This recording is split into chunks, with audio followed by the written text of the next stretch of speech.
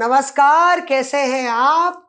हम हाजिर हैं आपके सामने अपना पॉडकास्ट इस हफ्ते का लेकर, रिपोर्टर्स ऑफ एयर। हमारे सारे रिपोर्टर्स हमारे साथ 2 हफ्ते बाद जुड़ रहे हैं। जी हाँ, पिछले हफ्ते हम नदारद थे क्योंकि जिस तरह से भारत पाकिस्तान के बीच जो कॉन्फ्लिक्ट चल रही थी, जो तनाव था, उसको हम लोग ग्राउंड से कवर कर रहे थे। यहाँ पे 5 ऐसे रिपोर्टर्स मौजूद हैं मुझे मिला के, जो लगातार पिछले 2-3 हफ्ते से बिना छुट्टियां लिए, बिना कोई ऑफ लिए ग्राउंड पर 15-15 घंटे हम लोग रिपोर्ट कर रहे हैं। और जो खबरें आप ब्रेकिंग न्यूज़ देख रहे थे चैनलों पर, वो आपको हम जैसे रिपोर्टर्स, खबरी जासूसी पत्रकारों से मिल रही थी।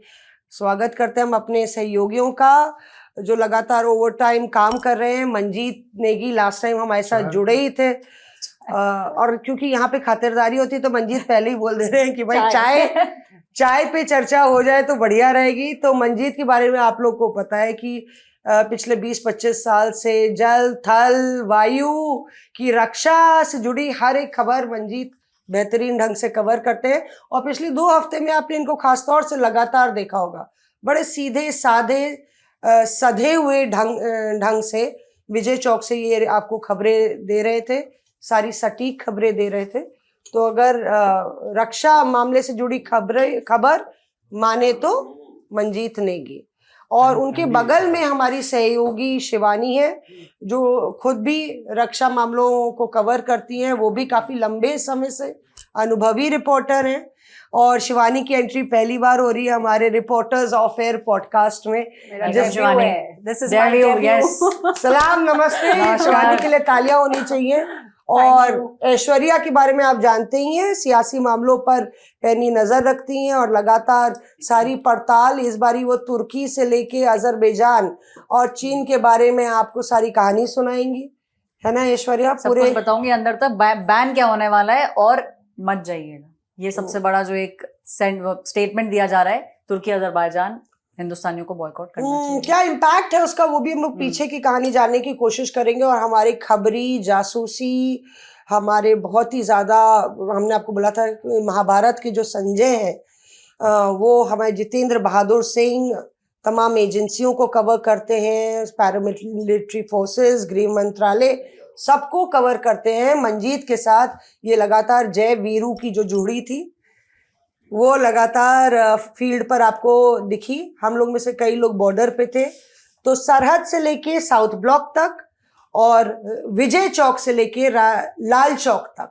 लगातार हम लोग सब जगह फैले हुए थे। और आज हम लोग चर्चा करेंगे ऑपरेशन सिंदूर कैसे हुआ, उसके पीछे की कहानी जो आपने नहीं सुनी, और कैसे ये खबर फटी, और जब फटी तो हम लोग किस तरह से, रिपोर्टर्स का क्या अनुभव होता है, वो इससे आपको पता चलेगा। और कई ऐसी कहानियां हैं जो ऑन एयर आपके पास नहीं पहुंची, वो भी हम लोग बताएंगे। सबसे पहले वो रिपोर्टर जिसने सबसे पहले ये खबर तोड़ी, ये खबर ब्रेक की, वो जाने से पहले मत बताने से पहले शिवानी मत चली जाइएगा।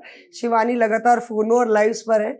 तो सबसे पहले आपने किसी भी चैनल पे अगर ये खबर देखी तो हमारे ही आज तक सहयोगी चैनल पर इस पॉडकास्ट में शिवानी आप बताइए दर्शकों को कि भाई कैसे हुआ, रात के कितने बजे थे और क्या हुआ?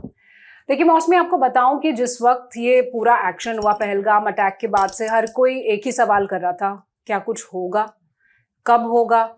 इतना तो सबको पता था कि जो सेंटिमेंट है हमारा पब्लिक का वो इतना हाई है अगेंस्ट टेरर अटैक्स, और जिस तरह से हुआ ये इनोसेंट लोगों को मारा गया, तो एवरीबडी न्यू कि कुछ होगा ज़रूर, बट किसी को ये नहीं पता था कि कब होगा। तो जब मैं कश्मीर पहुंची, मैं उरी के इलाके में, नौगांव के इलाके में रिपोर्ट कर रही थी, और पूरे दिन जब आप LOC पर होते हो, जाहिर तौर पर एक लंबा दिन होता है आपका, वहाँ की रास्ते, वहाँ का टेरेन इस तरह का है। तो हम 12 बजे तक सुबह से काम कर रहे थे, और उसके बाद थोड़ी झपकी लगी। 1:40 के आसपास मेरे पास एक फ़ोन कॉल आया, मेरा सोर्स, और मैं नींद में थी। मैंने वो फ़ोन, कई बार होता है जब आप बहुत थके होते हो और तेज़ नींद में होते हो तो फ़ोन आता है, आप मतलब आप काट देते हो फ़ोन को नींद में, लेकिन फिर 30 सेकंड बाद दोबारा जब घंटी बजी तो मेरी नींद खुली और मुझे लगा कि दिस इज अनयूजुअल, ऐसा होता नहीं है कि कोई आपको इतनी रात को ऐसे बार बार फोन करे, दैट मीन्स कुछ बात है। तो फिर मैंने एकदम से फोन रिसीव किया, मुझे जो आवाज आई वहां से, वो आवाज थी we've hit, so that was the voice. Then usually जब आपके पास कोई खबर आती है, इतनी बड़ी स्टोरी होती है, आप एकदम से उस पर विश्वास नहीं करते हो, you have to cross check it with certain people. So I made a few more calls to confirm the story. The story was confirmed. हमें exactly पता था कि कहाँ पे हमने स्ट्राइक किया है, बहावलपुर, मुरीद के। और जैसे ही हमें ये पता चला, मैंने सीधे हमारे जो हेड है Snehanshu sir, I made a call to him, I put the alerts in the group, I told him sir हो गया एक्शन हो गया है। और विद इन उन्होंने उठा लिया एक रिंग में उन्होंने, आपने भी एक रिंग में उठा लिया? एक रिंग में उन्होंने उठाया। मैंने तो आपको बताया, पहले काटा था फोन, दोबारा से आया तो मैंने उठाया। फिर मैंने जब उनको कॉल किया, उन्होंने एक रिंग में फोन उठाया, मैंने बताया सर एक्शन हो चुका है, हमने हिट कर दिया है। और ये सब कुछ मैं आपको बता रही हूँ, ये कंफर्म्ड जो रिलीज आई उसके काफी पहले हमारे पास ये खबर आ गई थी। हमने अपने पूरे रिपोर्टर्स जो थे सब एक्टिवेट हो गए। मैं जहां पे थी वहां पे मैंने अपने कैमरा पर्सन को फोन करके कितनी देर में तैयार हो क्या फील्ड पे? With in, I was in the field, I was in the heart of the field. मैं तो श्रीनगर में थी, उरी में थी उस वक्त। तो मैं जिस जगह रुकी हुई थी, मैंने वहां से पहले करना शुरू कर दिया लाइव, होटल के कमरे से, क्योंकि उस वक्त रिफ्लेक्स आपका यही था कि बस तुरंत आपको खबर पे आना है। भले ही सारी नाइट शिफ्ट की जो भी प्रक्रिया थी उसको एक्टिवेशन में वक्त लगता है, लेकिन हमारे ऑफिस में, क्योंकि हम सभी जानते हैं कि हम सब हाई अलर्ट मोड पे थे, जैसे हमारी फौज हाई अलर्ट मोड पे थी सीमा पे, हम अपने अपने जगहों पे हाई अलर्ट मोड पे थे। तो सबको पहले से ये बताया हुआ था कि भाई कभी भी कुछ भी एक्शन हो सकता है, क्योंकि पहले से तो बताया नहीं जाएगा कब होगा। तो whenever it will happen we will get to know only then. तो जैसे ही ये हुआ उसके बाद हम लोगों ने लाइव देना शुरू किया, दिल्ली में एक्टिवेशन शुरू हो गया। लेकिन एक्चुअली हमारा लाइव शुरू होने के बाद वो जो रिलीज आई जिसमें और ज्यादा डिटेल्स थे, और जो नाम था इसका, पहले हमें नाम नहीं पता था कि नाम क्या है इस ऑपरेशन का। नाम नहीं पता था पहले? ऑपरेशन सिंदूर इसका नाम है। वो जब सरकार की तरफ से एक जानकारी मिली, justice has been served, operation, मैं आपको बता रही हूँ इस वक्त मुझे गूज़बम्स हो रहे हैं, because that feeling when you first get to know कि इतना बड़ा एक एक्शन हुआ है। हमने पाकिस्तान के अंदर, हमने बालाकोट स्ट्राइक में देखा था कि इट वाज वन ऑफ, एक जगह पे हमने किया था स्ट्राइक। ऑपरेशन सिंदूर में हमने 9 स्ट्राइक्स किए अंदर जाके, मतलब in the deep territory of Pakistan. So it was actually unprecedented to report and to get first knowledge. मतलब उसकी पहली खबर जब आपको मिलती है कितनी बड़ी चीज की, तो वो एक रिपोर्टर के लिए कभी ना भूलने वाला एक अनुभव होता है। तो मेरे लिए भी वो कभी ना भूलने वाला अनुभव रहेगा। वो पहली आवाज जिसने मुझे वो कंफर्मेशन दिया था, वी हैव हिट। सो उसके बाद से कभी आप भूलेंगे नहीं? कभी नहीं भूल सकती हूँ मैं कि हमने इतना बड़ा एक कदम उठाया और इतने सारे ठिकानों को एक ही बार में। फिर जब रिलीज आई तो बहुत सारे डिटेल्स आने लगे, उन जगहों के नाम आए कि कौन से वो ठिकाने थे। जैश के थे बहावलपुर में, उसके बाद लश्कर तैयबा के थे मुरीद के में, और दूसरे भी आउटफिट्स थे। उसके बाद तो हम सभी विद इन मिनट्स एक्टिव थे, आप भी और मंजीत जी। मंजीत से पूछ लेते हैं। मंजीत, आप कहाँ थे उस वक्त और कहाँ पहुंचने को आपको बोला गया, क्या घटा उसके बाद? देखिए मौसमी, 22 तारीख पहलगाम के बाद हम लोग लगातार फील्ड में थे, और क्योंकि ऑफिस की तरफ से लगातार ये प्रेशर था कि भाई अब क्योंकि कुछ स्ट्राइक होनी है तो उसको ट्रैक करना है। तो मैं भी लगातार, क्योंकि साउथ ब्लॉक, विजय चौक के आसपास की चीज़ों को टटोल रहा था। मुझे ये जानकारी थी कि 12 या 13 दिन एक तरह से पहलगाम की 13वीं के आसपास मोदी जी सरकार की तरफ से कदम उठाया जाएगा, ऐसा इनपुट मेरे पास था। तो मुझे इस बात का अंदेशा था कि 7, 8, 9, 10 के आसपास ये ऑपरेशन होना है। तो हम लोग लगातार रिपोर्ट कर रहे थे, क्योंकि मेरी जिम्मेदारी हेडक्वार्टर की थी कि साउथ ब्लॉक ऑफिस की तरफ से भी कहा गया कि आपको यहाँ रहना है और लगातार यहाँ की खबरें देनी है। उस दौरान जैसे जैसे ये चीज़ें नज़दीक आ रही थी तो साउथ एक्स में भी एक्सेस कम होती जा रही थी। सामान्य तौर पर हम लोग चीफ ऑफिस में, सीडीएस ऑफिस में, जहाँ से खबरें मिलती हैं हम चले जाते हैं, लेकिन धीरे धीरे उनसे बातचीत कम होती गई। तो मुझे ऐसा लगने लग गया कि अब ऑपरेशन के नज़दीक हैं, क्योंकि मैं एक दिन 4 या 5 तारीख के आसपास CDS ऑफिस गया तो पहली बार मुझे गेट पर रोक दिया गया। सामान्य तौर पर मुझे वो जानते हैं तो मुझे नहीं रोकते हैं, तो उन्होंने कहा कि नहीं वो मंजीत जी आपको ना पूछना पड़ेगा और तब आपकी एंट्री होगी। अच्छा। तो मुझे बड़ा खराब लगा कि यार 3 साल से तो मुझे किसी ने रोका नहीं रहा। तो मैंने बहुत गुस्से में उनके वहाँ CDS ऑफिस में फ़ोन किया तो बोला नहीं मंजीत जी वो ऑफिस से ऑर्डर है कि अभी आप 2-4 दिन यहाँ मत आइए। आर्मी का जो ADG मीडिया विंग है वहाँ पे एक बोर्ड लगा दिया गया कि मीडिया कर्मी यहाँ नहीं आएंगे। मैं आपको अच्छा, 4-5 तारीख की बात बता रहा हूँ। अच्छा, तो मुझे लगभग लगने लग गया कि ऑपरेशन के हम नजदीक है। हाँ। बल्कि मैंने बहुत गुस्से में एक मैसेज भी भेजा कि भाई मैंने कंप्लेंट की कि ये ठीक नहीं है। फिर मैं घर आया और जैसे अगर मैं उस 7 तारीख की बात करूं जब ये ऑपरेशन हुआ तो मैं 12-1 बजे तक फील्ड में ही था। 12:30 बजे घर पहुंचा और 1 बजे के आसपास मुझे नींद आई। तो वही मुझे लगता है 1:45 जब शिवानी ने बोला कि जब जानकारी आई, मुझे शेखर का ही फ़ोन आया कि ऐसी जानकारी है। उसके बाद मैंने भी उसी आई थिंक 1:50 के आसपास किसी को फ़ोन किया, किसी बड़े आदमी को। अब मतलब वो शरीर थोड़ा सा और दे देना भाई। तीनों चीफ या CDS में से आप किसी को मान सकते हैं, मैं नाम कोट नहीं करना चाहूँगा। और मेरी किस्मत अच्छी है कि पहले उन्होंने इतनी रात को फ़ोन उठा लिया। तो उन्होंने कहा कि हाँ हो गया है और डिटेल जानकारी आर्मी डालने वाली है, तैयार हो। उसके बाद 2-3 मिनट के बाद आर्मी ने ऑफिशियल वर्जन डाल दिया। हमने ग्रुप में, शिवानी ने भी, मैंने भी फोन डाला। विद इन अ मिनट मैंने अपनी वाइफ से, पत्नी से कहा कि मैं विजय चौक भाग रहा हूँ। मैंने गाड़ी की चाबी उठाई। पूछा वाइफ ने कहाँ जा रहे हैं, क्या हो गया? हाँ, या तो मतलब मैंने घर में पूछा? हाँ, पूछा उन्होंने कि मैंने कहा आर्मी ने एक्शन कर दिया, मैं विजय भागना पड़ेगा। मैंने पैंट शर्ट पहनी, मुंह धोया वॉश बेसिन में जाके और चाबी उठाई गाड़ी की, पैंट शर्ट डाली और अपनी गाड़ी उठा के भागा। ऑफिस का फोन कनेक्ट हो चुका था तो मैंने अपना EP लगा के कान पे और ड्राइव करते करते फोन देना शुरू कर दिया। इस बीच में क्योंकि एक हमारी नाइट में यूनिट थी 7 LKM पे, तो मैंने फिर मतलब मेरे घर से ग्रेटर कैलाश से और साउथ एक्स की दूरी 15-20 मिनट की है, तो 15-20 मिनट फोनों पे रहा और मुझे लगता है कि 2:15 में 2:20 पे मैं विजय चौक पहुंच गया। बताइए इतना मतलब कि तो ये पहला घटनाक्रम है। क्विक रिएक्शन टीम्स है ये हमारी। देखिए आप, सवाल QRT टीम्स, हमारी SWAT टीम्स जो होती है ना, वो टीम्स है हमारी जो पहुंच गई। और जितेंद्र आप कहाँ पे थे? आप भी पहुंच गए रात को? 2:15 बजे के आसपास मंजीत पहुंचे, 2:30 के आसपास हम भी पहुंच गए थे। हम कह रहे थे ना जय वीरों की जोड़ी है। तो वहाँ हमें तो बड़े हाँ। उससे पता चला, मतलब किसी ने, वाइफ हमारी बहुत अलर्ट थी इन सब चीजों को लेकर के। अच्छा। तो बहुत गृह मंत्रालय वो है ना, तो पूरी तरीके से घर का गृह मंत्रालय, हमारे साले की बेटी का, जैसे ही वो प्रेस रिलीज आई, उसका वो UPSC की तैयारी करती है मुखर्जी नगर में, उसने फोन किया। तो जैसे ही फोन आया वैसे एकदम, नींद तो लगी नहीं थी, अलर्ट मोड में सब लोग थे, वैसे ही 5 मिनट के अंदर तैयार होने का जो तरीका था, 5 मिनट में तैयार हुए। और हमें लग रहा है कि उस दिन तो सड़क रात में उस समय खाली रहती है, 20 से 22 मिनट में अच्छा, नोएडा से वहां पहुंच गए विजय चौक। उसके बाद यूनिट तो एक ही थी तब तक। तो अपने आप हवाई पास जहाज बनाए थे क्या गाड़ी? हाँ, एकदम फाइटर जेट की तरह जो है वहां पहुंचे।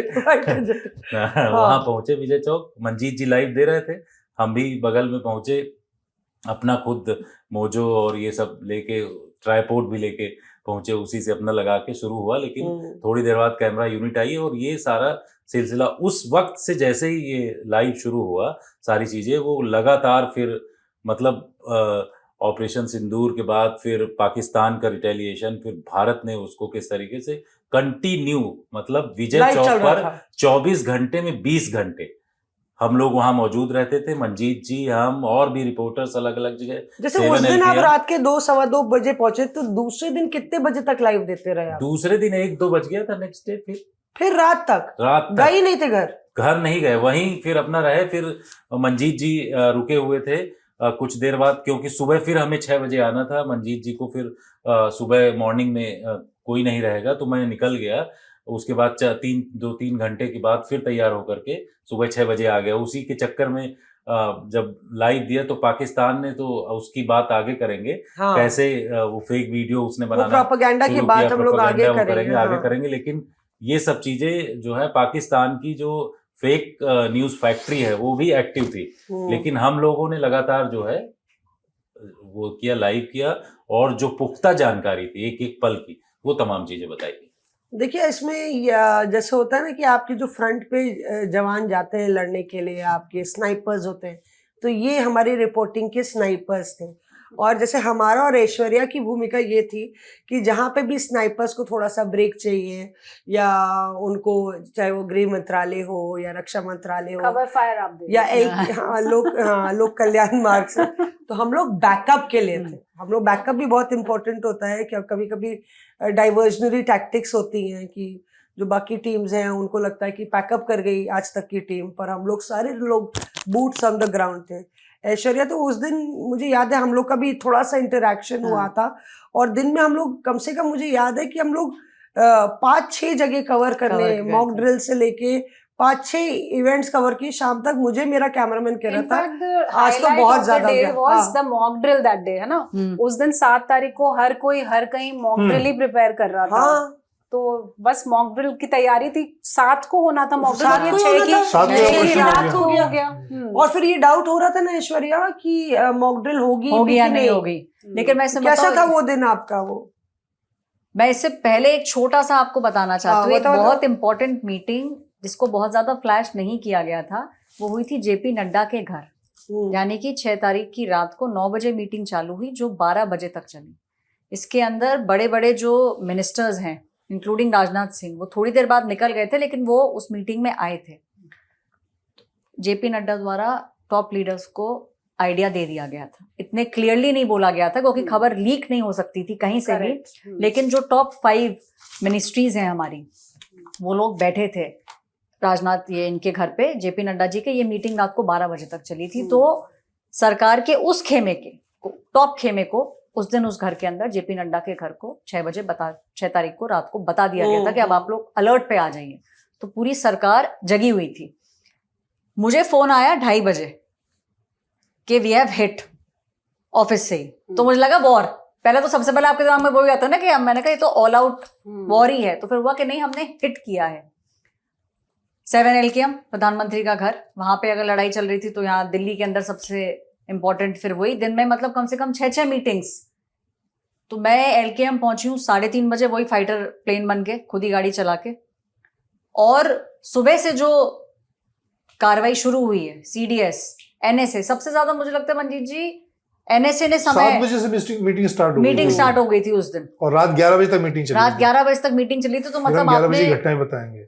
जो 3 बजे आपने इनसे पूछा, तो 3 बजे जो LKM पहुंचा था, फिर उसी दिन वो प्रेस कॉन्फ्रेंस वगैरह थी जहां हम और आप मिले। फिर मॉक ड्रिल हुई भी, जो पहले ये चल रहा था नहीं होगा। और इसमें इम्पोर्टेंट है कि हम सारे रिपोर्टर्स की, पूरे नेशनल ब्यूरो की तैयारी बहुत अच्छी थी कि हमने इस बात को प्रीएम्प्ट कर लिया था कि ये तो होना ही है। लेकिन हमने ग्राउंड पे अपनी तैयारी रखी। हमने नाइट रिपोर्टर रखा था। हम लोग खुद बहुत अर्ली पहुंचने वाले लोग थे, लेट तक फील्ड में रहते थे। सब लोग 10-11 बजे फील्ड में रहते थे। सब लोग अलर्ट थे। और पूरी रात हमने कहा था कि जब तक ये ऑपरेशन नहीं होता हम एक नाइट रिपोर्टर रखेंगे। तो इससे बहुत फायदा चल रहे थे 7 LKM में और साउथ ब्लॉक में, वैसे हमारे भी डेलिब्रेशंस चल रहे थे, है ना, कि हम कैसे उसको सबसे पहले कवर करें, सबसे अच्छे से कवर करें, क्योंकि इसमें चूक नहीं हो सकती थी। और अगर जिक्र करें, अब बात करते हैं भारत का क्या एक्शन रहा, जो ऑपरेशन सिंदूर है और उसकी इंटेंसिटी क्या रही। तो 21, मुझे याद है जो प्रेस ब्रीफिंग थी उसमें 21 ठिकाने दिखाए थे POK और पाकिस्तान में, जो इनके टेरर कैंप्स चल रहे हैं। और जिस तरह से जब ऑपरेशन सिंदूर की बात आई, सबसे पहले ये हुआ कि वहां से खारिज करने लगे कि ऐसा नहीं हुआ है और इतना कुछ इंटेंसिटी नहीं हुआ। पर इस बारी शिवानी, पिछली बारी की घटनाओं से शायद सबक लेके भारत के पास काफी पुख्ता सबूत थे और काफी फॉर्मिडेबल ये स्ट्राइक रही। बिल्कुल आप ठीक कह रही हैं, क्योंकि पिछली बार जब बालाकोट स्ट्राइक हुआ तो बहुत सारे लोगों ने सबूत मांगे थे। बहुत सारे लोग इस पे विश्वास ही नहीं कर रहे थे, क्योंकि स्ट्रेटेजिक नेचर ऑफ स्ट्राइक था। तो बहुत सारे डिटेल्स जानबूझकर डाइवर्ज नहीं किए गए थे। लेकिन उसका एक प्रभाव ये पड़ा कि बहुत सारे लोगों को डिसबिलीफ हो रहा था। बहुत सारे लोगों को वो सबूत, जिसका बहुत हमने रिपोर्ट भी किया है, सबूत गैंग। सो दिस टाइम जब ये कुछ हो रहा था, तो पहला जो तैयारी थी वो यही दिखाई दी कि जितने भी हमारे मिसाइल सिस्टम्स थे या जो फाइटर्स थे, साइमल्टेनियसली हमारे पास आइज इन द स्काई थे, जो इस पूरे एक्शन को, पहली बात तो ये जो आप 21 ठिकानों की बात कर रही हैं, इनको कैसे सिलेक्ट किया गया, तो हमारी जो इंटेलिजेंस एजेंसीज हैं वो तो हमेशा इंफॉर्मेशन देती हैं, लेकिन पहलगाम हमले के बाद जब ये तैयारी हुई कि ऐसा कुछ किया जाना है, बहुत ही केयरफुली सिलेक्ट किया गया उन साइट्स को जिनको अटैक करना है। तो शॉर्ट लिस्टिंग भी हुई, 21 में से ये 9 सबसे बड़े हैं जो सीधे तौर पर जो बहावलपुर के आतंकवादी हैं, जो जैश ए मोहम्मद है, लश्कर ए तैयबा है, तो वो शॉर्ट लिस्टिंग हुई, पूरे अटैक का प्लान बना होगा, जिस तरह से बहुत ही कॉन्फिडेंशियल इसको रखना बहुत ज़रूरी था। अगर ज़रा सी भी खबर बाहर आती तो फिर ऑपरेशन के सक्सेस पर थोड़ा सा असर पड़ सकता था। दोनों चीज़ें इम्पॉर्टेंट थी, ऐसा इस बार बहुत ध्यान रखा गया कि जो ऑपरेशन हो वो हमारा सक्सेसफुल हो, बहुत ही लीथल और प्रिसाइज हो, हमें जिस कैंप को मारना है उसी कैंप को मारना है, हमें किसी आसपास के सिविलियन को नुकसान नहीं पहुंचाना है। ये एक काम बहुत ही अच्छी प्लानिंग के जरिए हुआ, लेकिन उसके साथ साथ ये भी पूरा ध्यान रखा गया। देखिए इतनी सारी प्रेस ब्रीफिंग हुई हैं, हर एक डिटेल हमारे पास है, किस प्रिसिशन के साथ हमने किस हिस्से पे मारा है, तो वो सब जो रिकॉर्ड किया गया वो सब भी पहले ध्यान में रखा गया कि हमें एविडेंस के साथ लाना है, हमें ये बताना है सिर्फ पाकिस्तान को ही नहीं पूरी दुनिया को कि हमने ये वाला एक्शन ऐसे किया है, this has been the intensity, इतना नुकसान हुआ है। और 100 का फिगर, 100 टेररिस्ट कम नहीं होता है, 100 आतंकवादी, और वो बड़े बड़े आतंकवादी जो टेरर लिस्ट पे यूएस के, तमाम ऐसे आतंकवादी जिन्होंने पता नहीं कितनी घटनाओं को अंजाम दिया है। तो ये सब कुछ बहुत जरूरी था कि execution of the plan, bringing out the details, minute details, एक एक हमारे को साइंटिफिकली हमारे पास एक एक डिटेल है कि इतने बजे यहाँ हिट हुआ, ये हिस्सा स्ट्रक हुआ, उसका ये इमेज हमारे पास है। जो वीडियोस देखे थे हमने पहली ब्रीफिंग में, तो वो वीडियोस दिखा रहे थे कि किस तरह से बहुत ही मेजर्ड और सटीक प्लानिंग के साथ हमारा ये पूरा स्ट्राइक हुआ है। तो आज तक शायद दुनिया में पहले कभी एक साथ 24 से 25 मिनट के अंतराल में इतने बड़े स्ट्राइक्स नहीं हुए हैं। तो ये भारत के लिए वाकई में एक हिस्टोरिकल स्ट्राइक था, और हम सब के लिए भी, क्योंकि हम इसको देख रहे थे, कवर कर रहे थे। नहीं तो ये मतलब वाकई में क्या मॉडर्न आधुनिक तरीके से जो मॉडर्न वॉरफेयर है उसकी तैयारी करके मंजीत, क्या इंटेलिजेंस हम लोग ने बाकी दो सहयोगी देशों से भी लिया? क्योंकि शिवानी मेंशन करें जिस तरीके का इंटेलिजेंस था हमारे पास, पिछली बार पाकिस्तान ने काफ़ी प्रोपेगेंडा फैलाया था, तो कितने महीने की आपको लगता है ये तैयारी थी कि हमें करना है ये आगे कभी? मुझे नहीं लगता ये 10-15 दिन की तैयारी थी। क्या ऐसा इनपुट कहाँ से आया आपको? कुछ जानकारी इसके बारे में, किस तरह से, कौन था इसके पीछे? देखिए अब जैसे जैसे समय निकल रहा है तो अब सरकार भी चाहती है कि इसकी जानकारी लोगों को मिले। हाँ। तो कल ही जैसे मैं एक बड़े आदमी से मिला, तो अब जो जानकारियां निकल रही हैं, मैं एक राइडर डाल रही हूँ, मंजीत ने बोला था कई बड़े बम यहाँ पे वो फोड़ेंगे खबरों के, जो किसी को नहीं पता होगा, तो उनमें से एक बम अभी फोड़ने वाला है, बताइए। हाँ, तो मैं जैसे शिवानी ने भी कहा कि बहुत एकदम पिन पॉइंट ऑपरेशन था। जहाँ तक सीक्वेंस में देखें तो सबसे पहला काम था टारगेट का चयन करना, जैसे आपने कहा कि इसमें समय लगा होगा। अब अगर आप देखें तो भारत ने पहली बार, हमने ऐसे ऑपरेशन इजराइल में, अमेरिका में देखे हैं कि एक सिंगल टारगेट को लेकर ईरान में, इजराइल में, इस तरह के ऑपरेशन बहुत सारे हुए हैं हाल के दिनों में। लेकिन एक समय में 9 टारगेट को चुनकर एक समय में, मतलब मुश्किल से 25 से 30 मिनट के अंदर साइमल्टेनियसली एक साथ 9 टारगेट को एयर अटैक, एयर रेड करना, ये मतलब मुझे लगता है कि हाल के सालों में, कम से कम मैंने 25 सालों में तो पहला ऑपरेशन देखा जिसमें 9 टारगेट को हिट किया गया। जैसे मैं अब नाम भी ले लेता हूँ, मैं कल सीडीएस से मिला था, तो बहुत दिनों उन्होंने मुझे कल कहा कि तुम पहले आदमी हो जो पिछले 15 दिन के ऑपरेशन का मुझे पहली बार मिले हो। मैं अभी तक किसी को मिला, मैंने बहुत उनको फोन किए, मैसेज किए, तब उन्होंने कल मुझे बुलाया। अच्छा। तो उन्होंने कहा कि हमारा लक्ष्य कोई वॉर करना नहीं था। सीडीएस का मतलब है चीफ ऑफ डिफेंस स्टाफ। बहुत डिटेल में दर्शकों को बता दिया थोड़ा। हाँ, तो उन्होंने कहा कि हमारा टारगेट था कि हमें जो एक पिन पॉइंट ऑपरेशन करना है। उन्होंने कहा कि मैंने उनको कहा कि ये शायद, क्योंकि जब मैं पहले उनसे मिलता था, बाकी फोर्सेस के लोगों से मिलता था, तो पिछले 6 महीने की मैं बात करूं तो वो बात करते थे कि आने वाले 10 साल में या 5 साल में Indian forces network centric war की तरफ बढ़ रही हैं, जब तीनों जो हम अभी हम सुन रहे हैं कि हम Coordinated. थिएटर की तरफ आगे बढ़ेंगे, थिएटर कमांड बनेगी, इंटीग्रेशन, तीनों सेना एक साथ ऑपरेशन करेंगी।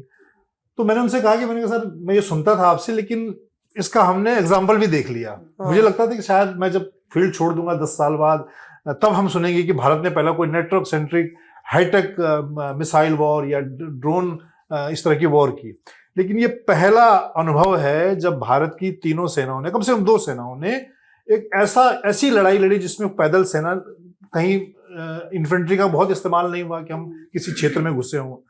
पूरी वॉर आधे घंटे के अंदर लड़ी गई, जब पाकिस्तान की तरफ से 500 ड्रोन मिसाइल एक साथ 40 शहरों में आते हैं। हम उनको न सिर्फ न्यूट्रलाइज करते हैं, सॉफ्ट किल, हार्ड किल करते हैं, बल्कि उसी टाइम पे उसके साथ साथ हम वो मिसाइल कहां से आ रही हैं, वो ड्रोन कहां से आ रहे हैं, उसी टाइम उनको हिट भी करते हैं। वाकई में तो ये एक बड़ी अच्छी बात आप कह सकते हैं।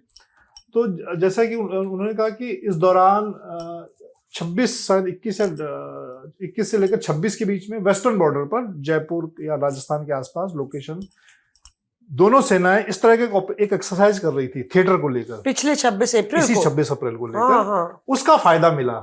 वहां पे जो इंफ्रास्ट्रक्चर हम सेना ने तैयार किया था इस तरह के वॉरफेयर के लिए, उसका इस्तेमाल इस ऑपरेशन में किया गया। तो ये तो एग्जीक्यूशन की बात है। आपने उसका पूछा कि इसकी प्लानिंग, तो ये मैं आपको बताना चाहूंगा कि ये सरकार के मतलब बालाकोट एयर स्ट्राइक या उससे पहले की बात करें, बहुत लंबे समय से हमारी जो एजेंसियां हैं वो काम कर रही थी कि हमें उनके लिए सबसे बड़ा चैलेंज ये है कि भाई कम से कम हम इंडिया के जो पाकिस्तान में बड़े टेरर असेट हैं, हाफिज सईद, मसूद अजहर, इनको हिट करना है। तो उसको लेकर चाहे एनटीआर हो, आरएडब्ल्यू हो, आईबी हो, बाकी एजेंसियां वो लगातार काम कर रही हैं। इसमें एनएसएजी डोवाल की बड़ी भूमिका है, क्योंकि खुद पाकिस्तान में रहे हैं। उनके टेरर कैंप से लेकर उनके न्यूक्लियर एसेट कहाँ है, वो सारी जानकारी उनके पास रहती है। उनकी बड़ी भूमिका रही। फिर 21, जैसे शिवानी ने कहा कि हमने 21 टारगेट इनिशियल जो आरएडब्ल्यू और बाकी जैसे रिपोर्ट दी कि भाई हम ये 21 टारगेट को हिट कर सकते हैं, उसमें स्क्रूटनी की गई कि इसमें से सबसे ज्यादा हाई वैल्यू एसेट कहाँ है, किससे ज्यादा नुकसान होगा, कहाँ पे लोगों की संख्या है। और ये बदल रही है, क्योंकि शायद पाकिस्तान को इस बार का नुकसान ये हुआ कि उनको ये उम्मीद नहीं थी कि हम बहावलपुर और मुरीदके को निशाना बना देंगे। इसीलिए जो हम नंबर बता रहे हैं कि 100 मारे, वो इसलिए मरे कि उन्होंने सोचा कि हो सकता है कि उनको मालूम था कि भारत रिटेलिएट करेगा और टेरर कैंप को निशाना बनाएगा, पीओके बनाएगा, हो सकता है पाकिस्तान में ही बनाए, पर कम से कम मुरीदके को नहीं बनाएगा, बहावलपुर को नहीं बनाएगा। तो इसलिए शायद अब जितेंद्र जी बताएंगे वहां की जब ये अटैक हुए, हमने जब उनपे मिसाइल अटैक की, तो उस दौरान वहां लोग थे। अब पाकिस्तान ये नहीं कह सकता कि आपने बालाकोट एयर स्ट्राइक में कौवे मारे, आपने पेड़ गिरा दिए। अब तो पाकिस्तान में खुद लोग चिल्ला रहे हैं। पाकिस्तान ने अपनी सूची जारी की है कि हमारे इतने अधिकारी मरे, हमारे इतने लोग मरे। और हमें तो बाद मतलब इसमें थोड़ा सा हमारा शुरुआत में हमारा प्रचार जो था विदेश मंत्रालय वो भी फेल रहा। हम अबू जुंदाल जैसे आतंकी को, जिसका नाम मैं खुद मुंबई अटैक से सुन रहा हूँ, अबू जुंदाल कितना बड़ा आदमी है, वो मारा गया है, जिसका नाम यूएन सिक्योरिटी काउंसिल की आतंकियों की लिस्ट में है, अमेरिका की लिस्ट में। हमने 5 दिन बाद, हो सकता है एजेंसियों को समय लगा हो आइडेंटिफाई करने में, या उनको लगा कि कोई गलती ना हो जाए, लेकिन मैं कह रहा हूं कि उसको हम भुना नहीं पाए। हमने हाफिज सईद को नहीं मारा, हमने मसूद अजहर को नहीं मार पाए, लेकिन अबू जुंदाल को मारना उतनी ही बड़ी सफलता है जितना हाफिज सईद है। एकदम एक चीज इंपॉर्टेंट ये है कि ये तय कैसे हुआ, मंजीत जी बता रहे थे, तो इसके लिए पूरा इंटेलिजेंस एजेंसी सारे लगे हुए थे। और आपने देखा कि प्रेस कॉन्फ्रेंस जो हुई थी उसमें 21 लोकेशंस दिखाई गई, लेकिन 21 में से 9 को ही क्यों टारगेट किया गया? 9 को ही क्यों किया गया? उसको बकायदे जो एजेंसीज हैं हमारी, उसमें उनको ये पता चला कि इन 9 लोकेशंस में उन्होंने जो भारत के डीप एसेट्स वहां पर मौजूद हैं या फिर उनके जो सोर्सेज मौजूद हैं, उनको ये पता चला कि यहाँ पर टेररिस्ट हैं। बहावलपुर में ये पता चला कि जो मसूद अजहर है उसके परिवार के लोग, उसके दामाद, उसके बहुत सारे ऐसे लोग हैं जो वहाँ मस्जिद की खासियत यह है कि उन लोगों ने वहाँ पर मशकीन महल, वहाँ पर स्विमिंग पूल बनाया हुआ, वहाँ पर शीश महल बनाया हुआ। तो जो शीश महल, मस्कीन महल, ये सब जो बना के वो लोग रखते हैं, उसमें जो उनके खास होते हैं, जो हैंडलर होते हाई हैं, वैल्यू जो हाई वैल्यू जो टेररिस्ट हैं, कमांडर होते हैं, उनको रखा जाता है। अच्छा। तो ये सब लोग थे जो भारत के डीप एसेट्स और जो सोर्सेज ने जानकारी दिया। इसमें से बहावलपुर में जो पिन पॉइंटेड टारगेट किया गया, आपने तस्वीरों में देखा कि जो मिसाइल गई है पूरी तरीके से छत को तोड़ा, उसके बाद जमीन के अंदर जो सेकंड फ्लोर है, फर्स्ट फ्लोर, पूरा उसको ध्वस्त कर दिया। तो उस जगह जो प्रेस रिलीज भी आई है जैश ए मोहम्मद चीफ की, उसमें लिखा हुआ है कि 10 उसके परिवार के लोग मारे गए हैं, और उसने ये भी कहा कि हमारी मौत क्यों ना हो जाती। तो ये दर्शाता है कि भारत ने किस तरीके से पिन पॉइंटेड लोकेशन में किया, और इसके लिए 2-4 दिन की तैयारी नहीं थी, या फिर पहलगाम के बाद की तैयारी नहीं थी। तैयारी पहले से थी भारत की, और भारत ने पूरी तरीके से मुरीदके के बारे में भी ये पता है, वहां से बहुत सारे टेररिस्ट जो हैं लश्कर तैयबा के, जिनकी लिस्ट आई, अबू जुंदाल जिसकी बात ये बोल रहे हैं। मुरीदके तो ऐसा ट्रेनिंग सेंटर था जहां पर कसाब को ट्रेनिंग दिया गया, वहां डेविड कोलमैन हेडली ट्रेंड होकर के आया, और उसकी फंडिंग जो है होती थी दूसरे आतंकी संगठनों के द्वारा, ठीक है, जो कि विदेशों से पूरी तरीके से, अमेरिका में मोस्ट वांटेड लिस्ट में वो आतंकी रहा है, उसके द्वारा ये तो तमाम चीजें मुरीदके में हो गया। तो 5 ऐसी जो लोकेशन, 4 लोकेशन जो चूज किया गया था पाकिस्तान के पंजाब प्रोविंस में, ये पहले कभी नहीं हुआ, कभी भी ऐसा नहीं हुआ था। हाईलाइट की हिजबुल का हेडक्वार्टर उड़ाया हमने, हिजबुल का हेडक्वार्टर जो ये चीजें मतलब कहाँ चूक हो गई कि आपको लगता है कि अपने आप में ये बहुत बड़ी बात है ना? क्या महमूना जोया, ऐश्वर्या से जानेंगे। हाँ, महमूना जोया जो हिजबुल का हेडक्वार्टर था, हाँ, सैयद सलाउद्दीन वहां उसका चीफ है, उसके कई कमांडर हैं, वो भी बहुत सारे मारे गए। 100 आतंकी कम नहीं होते हैं, कम नहीं होते। इसमें एक बात मैं जोड़ना चाहूंगी, जैसा मंजीत जी ने कहा कि पहलगाम का अटैक हुआ, इंडिया का मूड बहुत ज्यादा अगेंस्ट टेरर था, और हर कोई चाहता था कि कोई बहुत बड़ा हमला होना चाहिए। तो 42 लॉन्च पैड्स हैं जो बिल्कुल सटे हुए हैं, और उनको ये जानते हुए, या इस बात का जब अंदेशा हुआ पाकिस्तान को कि कुछ बड़ा हो सकता है, जैसे बालाकोट में हुआ था या फिर उरी के सर्जिकल स्ट्राइक्स हुए थे, तो खबर ये भी मिली कि जो 42 टेरर लॉन्च पैड्स थे उनमें जो हाई वैल्यू टारगेट्स थे या टेररिस्ट थे, उनको डीप टेरिटरी में शिफ्ट किया गया। उनको बहुत सारे ऐसे लोगों को पीछे किया गया ताकि उनके तक ये स्ट्राइक्स अगर भारत करता है तो ना आए। लेकिन ये जो ठिकाने थे, ये जो 9 ठिकाने थे अलग अलग, जिनके हम नाम बार बार ले रहे हैं, बहुत सारे लोग वहां भी पहुंचे थे क्योंकि उनको लगता था कि ये इनका सेफ जो ये हेवन है। सोचता था उन्होंने सोचा नहीं था मुरीदके में अटैक होगा। वो लोग पाकिस्तान की आर्मी, तो मसूद अजहर भी जा सकता था। नहीं, मसूद अजहर वहां नहीं था, बावलपुर में नहीं था। इन दोनों लोगों को तो सेफ हाउसेज में इनको पहले से ही शिफ्ट कर रखा था। अच्छा, फैमिली छोड़ी हुई थी। हाफिज सईद के बारे में तो उसका आज तक ने सबसे पहले वीडियो दिखाया कि उसको लाहौर में शिफ्ट करके रखा हुआ है, और पाकिस्तान आर्मी सिक्योरिटी में उसके लगे। ऐसे ही मसूद अजहर के बारे में था। तो वो जो टेररिस्ट, जो सेकंड लाइन टेररिस्ट थे, जिनको की जो कमांडिंग थे, ऑपरेशनल कमांडर थे, वो लोग जाकर के वहां मस्जिदों में, वहां उन बड़ी मस्जिद में, बहावलपुर की जो मस्जिद जैश ए मोहम्मद की मुरीद के, इसमें लश्कर के आतंकी थे। तो ये इनको भी नहीं पता था कि यहाँ टारगेट होगा, सीधे हिट करेंगे, क्योंकि भारत उनको लगा लॉन्च पैड को उड़ा देंगे, आसपास ये होगा। तो ये, लेकिन जब वहां पर हिट किया, उसकी जो तस्वीरें आई उसमें साफ दिखा कि उनकी पूरी कमर तोड़ दी गई। वही अनइमेजिनेबल बार बार कहा जा रहा था ना, इट विल बी अनइमेजिनेबल।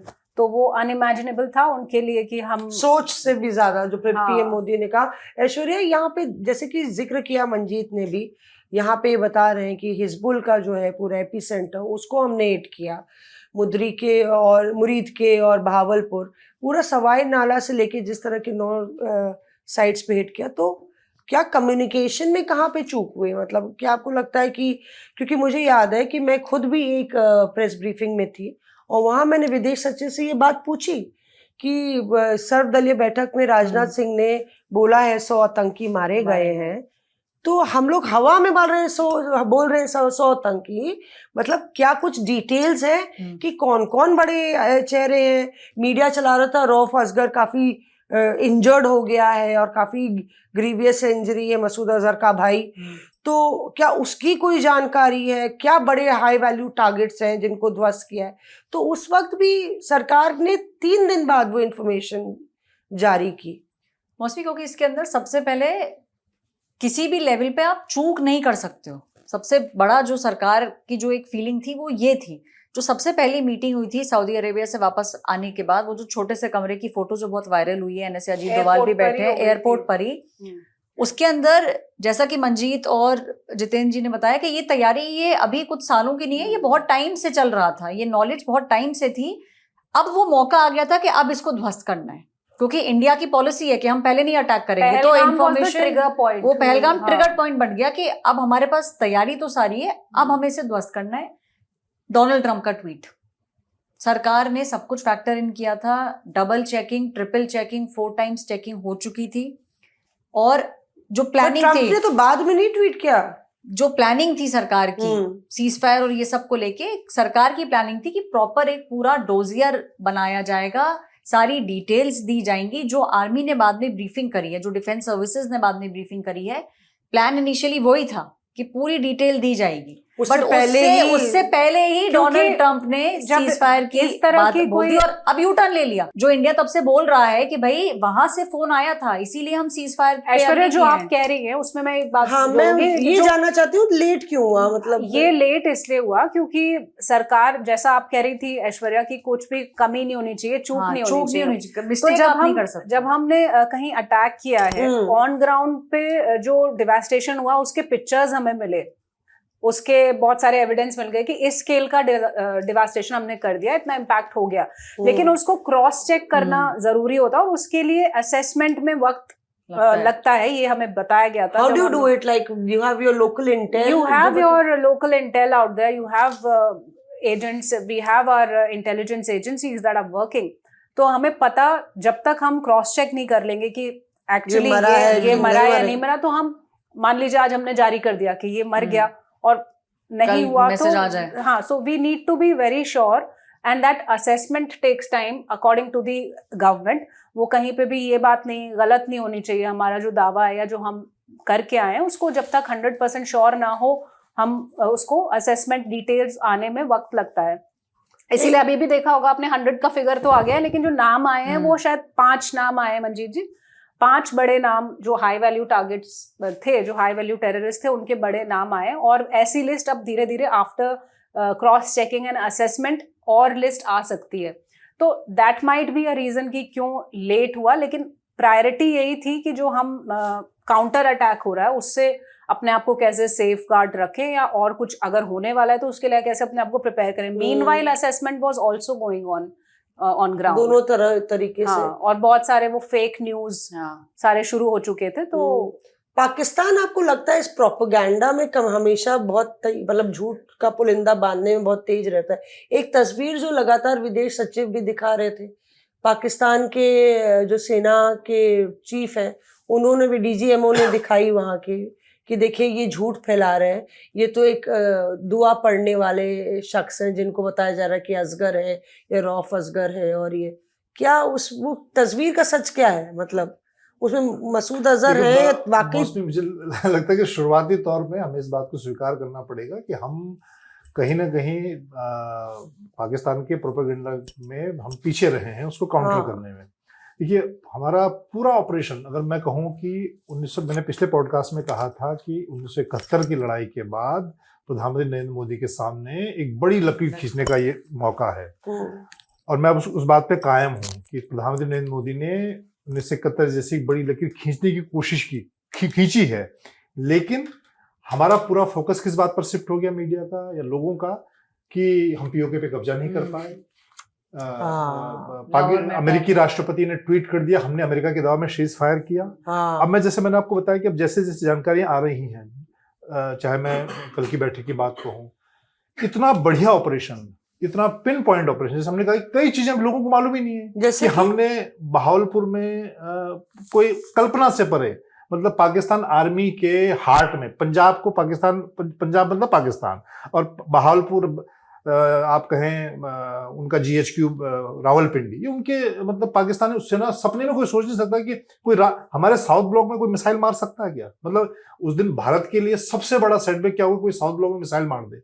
हमने बाहुलपुर में मिसाइल ब्रह्मोस मारी, मैंने कल स्टोरी चलाई कि हमने 10 तारीख सुबह 15 मिसाइल, ब्रह्मोस मिसाइल।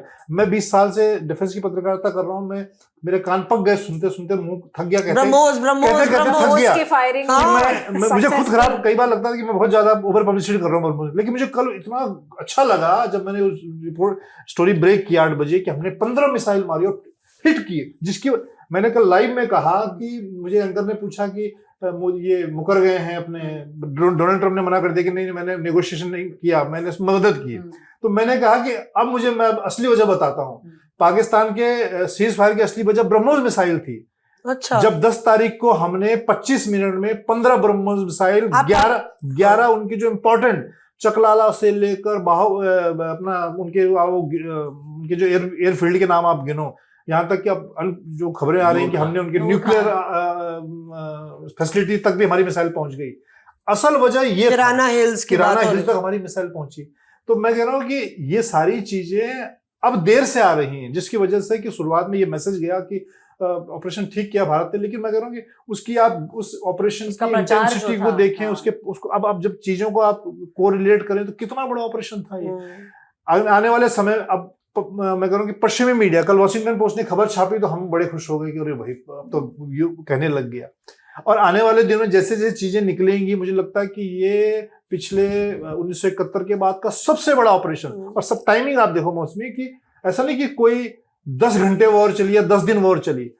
हमारा असल ऑपरेशन, एक आप 7 तारीख का ऑपरेशन देखिए, 9 ठिकानों पे आतंकी जो हमने टारगेट किए, 100 आतंकी मारे, 5 हाई वैल्यू एसेट मारे, उसमें अबू जुंदाल आप गूगल करके देखो कितना बड़ा आतंकी अबू जुंदाल है। 7 तारीख का ऑपरेशन। पाकिस्तान ने 8 तारीख को रिटेलिएट किया, 40 शहरों में 50 ड्रोन मिसाइलें छोड़ी। उसने सिविलियन इलाकों में दिल्ली तक मिसाइल छोड़ने की कोशिश की, उसने अपने सारे अटेम्प्ट करके देख लिए। उसने अपनी लॉन्ग रेंज मिसाइल फतह 1 छोड़ी।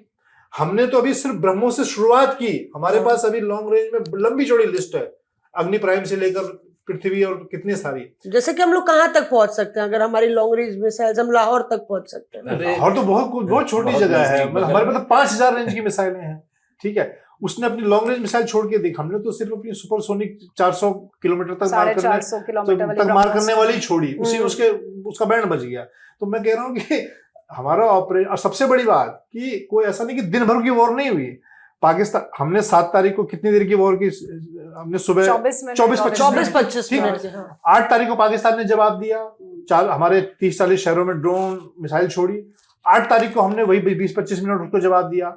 उसने जब 8 तारीख को हमारे दिल्ली तक पहुंचने की कोशिश की, नापाक कोशिश की, 9 तारीख को वही हमने 25-30 मिनट में उसके 11 airbases, command control centre, awake system, उसका एंटी। पाकिस्तान ने दरअसल उकसाया हमें, हम ये सारा एक्शन चाहते नहीं थे, हमारा तो इनिशियल एक्शन ही प्लान था, जैसा बताया जा रहा है कि जो 9 बेसिस थे terror outfits, that was the only plan. But Pakistan ने जब रिटेलिएट किया, मैं 9 तारीख की बात हो रही है, मैं बताना चाहूंगी, उस वक्त 8 तारीख को जम्मू में हुआ और कई और जगह पे हुआ। मैं श्रीनगर की तरफ थी।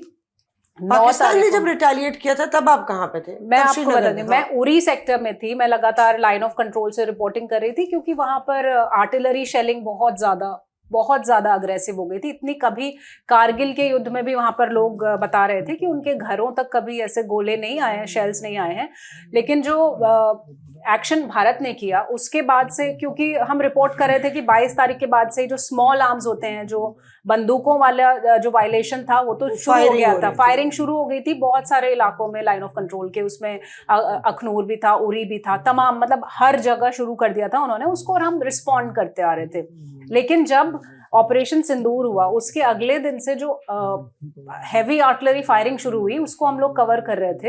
हम लोग गांव में दिखा रहे थे कि कैसे लोग वहां पे कैजुअलिटीज हुई थी। मौसमी हमारे आंखों के सामने रोते हुए हमने लोगों को वहां पर देखा, घरों को खाली करते हुए जाते हुए देखा, क्योंकि अनप्रेसिडेंटेड था, कभी ऐसा हुआ नहीं था। तो लोगों ने अपने घरों में बहुत ज्यादा बंकर भी नहीं रखे हुए थे, कभी हुआ ही नहीं ऐसा। हैवी शेलिंग, और उसकी रेंज ऐसी थी कि वो बहुत सारे गांवों को अफेक्ट कर रहा था। तो मैं जब ये 9 तारीख की घटना हुई, मैं उरी में ही एक लोकल जगह पर रह रही थी, और मैं आपको ज़रूर बताना चाहूँगी, मेरे लिए वो, हम वॉर्स कवर करते हैं, मैंने रशिया यूक्रेन वॉर भी कवर किया है, लेकिन जो लाइन ऑफ फायर मैंने उस दिन देखा कि मेरे कुछ 100 मीटर के दूर से, जिस घर में मैं रुकी हुई थी, वहां पर ड्रोन एक्शन हो रहा था, और हमें नहीं पता था उसका इम्पैक्ट क्या होगा, क्योंकि हमारे लिए वो पहली बार था। मूवीज में देखते हैं हम, या बाहर जो कॉन्फ्लिक्ट्स हो रहे हैं उनको कवर करते हैं, देखते हैं, बट एक्चुअली मैं और मेरे कैमरा पर्सन नासिर, हम लोग उस लाइन ऑफ फायर में पूरे उसके इम्पैक्ट के बीच थे। और रात को जब ये शुरुआत हुई 9 बजे के बाद से मौसमी, और लगातार ये हो रहा था, हमें कभी इस एक डायरेक्शन से आवाजें आ रही थी, और उसका जब कोई प्रोजेक्टाइल आता है और हमारा एयर डिफेंस सिस्टम उसको काउंटर करता है, किल करता है, तो एक एक्सप्लोजन ब्लास्ट होता है। तो वो ब्लास्ट हमें सुनाई दे रहा था, और अलग अलग इंटेंसिटी के ब्लास्ट सुनाई दे रहे थे हमें, और वाकई में उस दिन लगा कि खतरा एकदम सर पे मंडरा रहा है। और थोड़ी देर तक ये सब चला, समझ में कुछ भी नहीं आ रहा था। जो लोग मेरे आसपास थे, मैं उनको थोड़ा हिम्मत दे रही थी, सब डरे हुए थे, कुछ बच्चे भी थे आसपास। उसके बाद क्या हुआ कि उसके बाद अचानक से एक सेना की तरफ से मैसेज आया था, आपको याद होगा, कि हमारे ऊपर एक बार फिर से इस तरह का ड्रोन अटैक हो गया है, आप लोग पैनिक मत कीजिए, हम लोग उनको इंगेज कर रहे हैं। म्यूनिशन मिसाइल्स हमारे म्यूनिशन ड्रोन्स हमारे ऊपर आए हैं, कॉम्बैट ड्रोन्स जो पेलोड लेकर आ रहे हैं। इस तरह की खबर हमको सेना की तरफ से, मतलब ऑथेंटिक सोर्स से हमारे पास खबर आई कि ये सब कुछ चल रहा है, we are engaging these drones. और वो जगहों का भी था उसमें कि 26 जगह हैं वेस्टर्न बॉर्डर पर, इसमें बारामूला था, मैं उस वक्त बारामूला उरी इसी इलाके में थी। तो ये सब कुछ चल रहा था, और 9 से 11 के बीच लगातार ये हुआ। उन्होंने एक लाइन लिखी थी कि हम लोग इंगेज कर रहे हैं effectively, you do not panic. And obviously हमें उस वक्त रिपोर्टिंग करनी थी, हमें लाइव आना था, भले ही ब्लैकआउट था। तो आप अंदर से कर रहे थे कि बाहर निकले? अंदर से, we had to be safe but we had to be on live. तो हम लाइव कर रहे थे, बिना लाइट जलाए, अंधेरे से लाइव कर रहे थे। जो इन्फॉर्मेशन हमारे पास आ रही थी वो हम इन्फॉर्मेशन दे रहे थे। लेकिन मुझे उस वक्त मौसमी बहुत सारे लोगों के मैसेजेस आए जो मुझे देख रहे थे, मेरे घर पे मेरी फैमिली भी थी। तो ऑब्वियसली मेरे मन में ख्याल था, मैं ज़रूर शेयर करना चाहती हूँ ये बात, थोड़ी सी पर्सनल है, कि मुझे लगा कि अगर मैं इस वक्त डरी हुई दिखाई दूंगी लाइव पे, तो जो मेरे घर वाले लोग हैं, या बहुत सारे लोग जिनकी फैमिलीज आर्मी पर्सनल्स हैं, जो उस इलाके में पोस्टेड हैं, जो खुद एक्शन में हैं, उन लोगों को कहीं से भी ये एक नहीं लगना चाहिए कि कुछ ऐसा एक्शन हो रहा है जिसमें हम कुछ चिंता करने की बात है। So that assurance from our forces, वो हमारे साथ हमेशा था, उस मैसेज के जरिए कि do not panic. So I kept on telling my viewers also on that live कि ऐसा चल रहा है, लेकिन हमारे जो ये टारगेट्स हैं, इनको एंगेज किया जा रहा है बहुत ही सटीक तरीके से, तो हमें पैनिक नहीं करना है।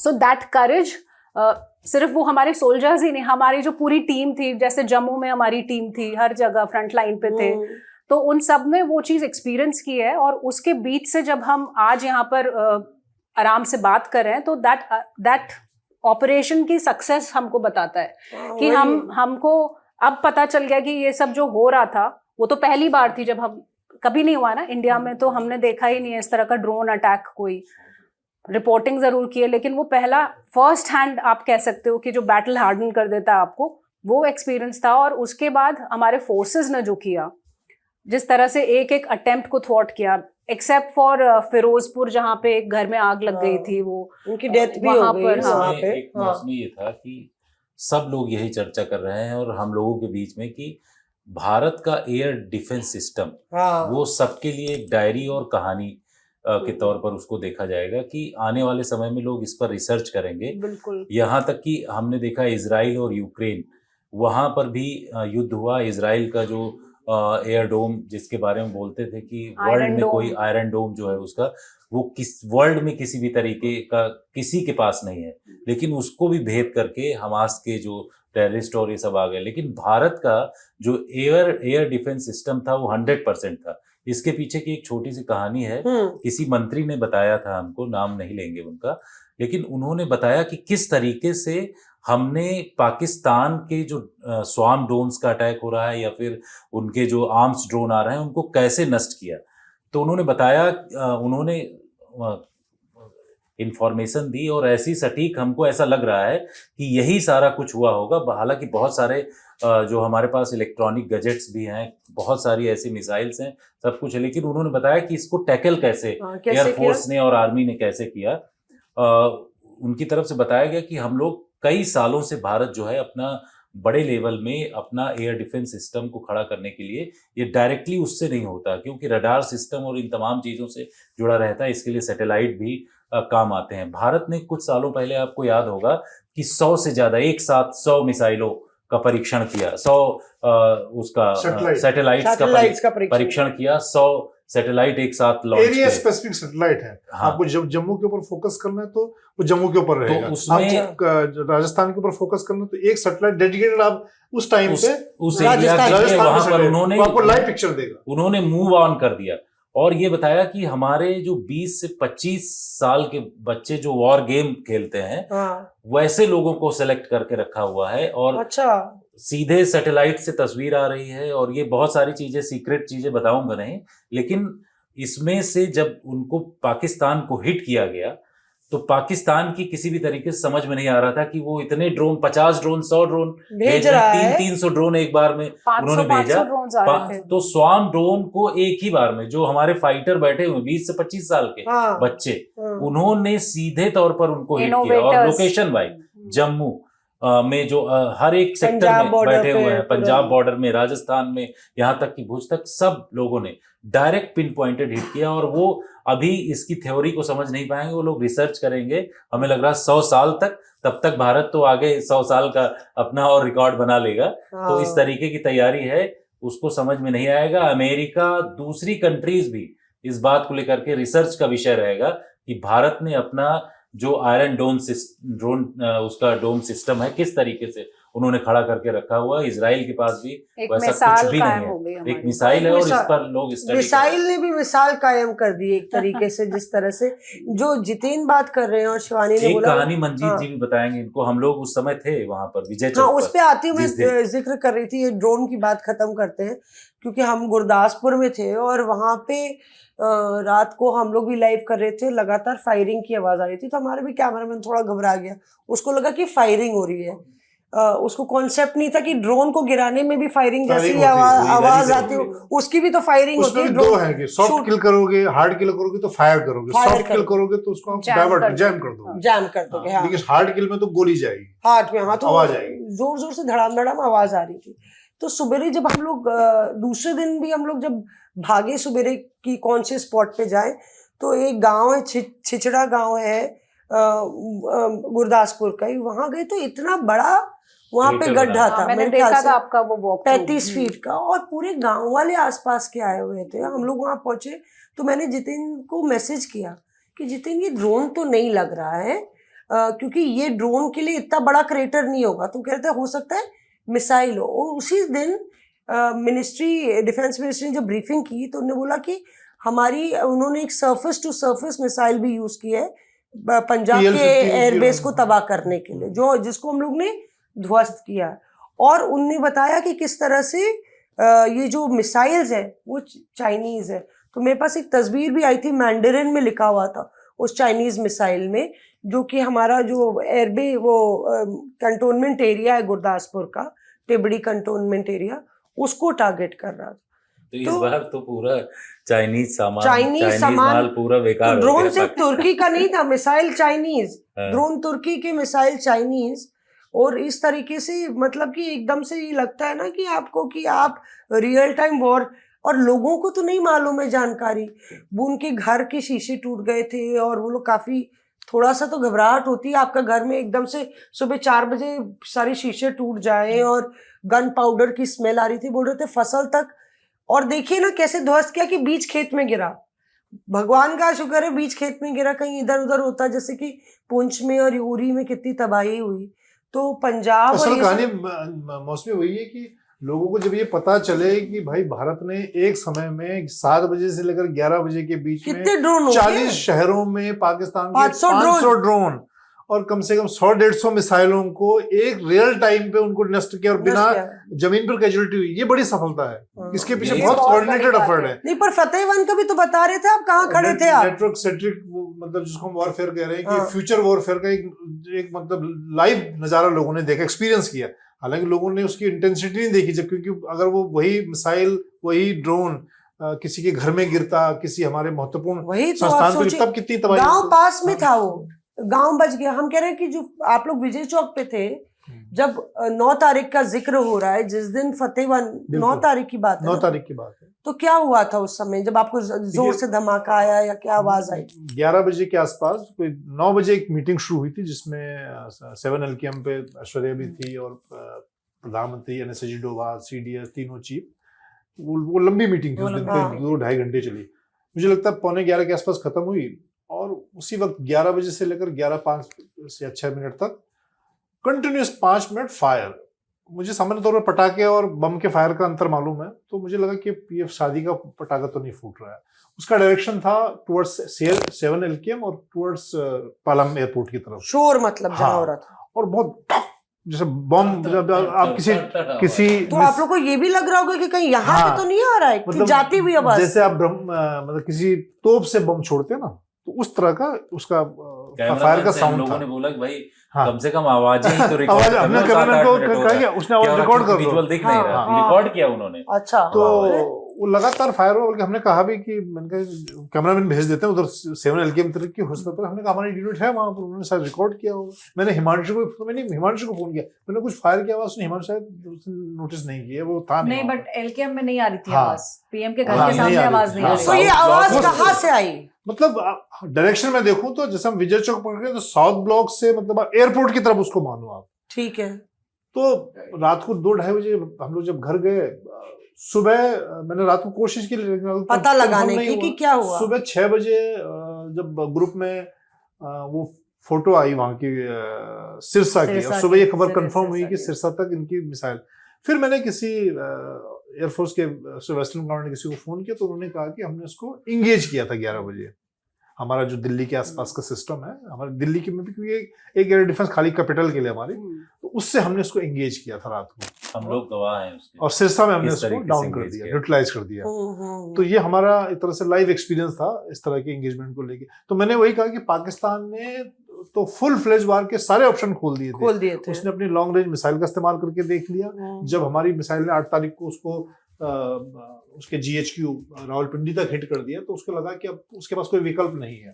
और इसीलिए, लेकिन उसको ये शायद उसको ये अंदेशा नहीं था कि अब 10 तारीख का हमला हमारा जो वो सबसे दूसरा हमला सबसे खतरनाक होने वाला है, जिसकी अब कहानियां निकल कर सामने आ रही हैं कि हमने किस तरह से, उसके बाद जब DGMO ने और DG एयर ऑपरेशन ने जब डिटेल फोटोग्राफ के साथ उन 11 एयर बेसेस के फोटोग्राफ दिखाए, वीडियो दिखाए, तब लोगों को पता चला कि असल में भारत की जवाबी कार्रवाई में पाकिस्तानी एयरफोर्स को कितना नुकसान हुआ है। और उसकी सीज फायर के लिए जो DGMO के पास दौड़ कर आया, उसके पीछे असल वजह ये थी, ये नहीं थी कि उसके पास कोई इंटरनेशनल प्रेशर था। उसकी खुद की हालत इतनी खराब हो गई थी कि उसका पूरा कमांड एंड कंट्रोल सिस्टम ध्वस्त हो गया था, और उसके पास ऑप्शन नहीं बचा था। अच्छा, उसके पास ऑप्शन नहीं बचा उसके पास। इसमें ना मंजी, जो आपने बात बोला, इसमें ऐड करते, जो आप लोग खड़े थे ना, जो पॉलिटिकल सर्कल में जो चल रहा है वो ये है कि पार्लियामेंट की तरफ और जो साउथ ब्लॉक है, टारगेट तो वही था, टारगेट वही था। इसीलिए हमें 7 LKM पे कुछ आवाज नहीं सुनाई दी।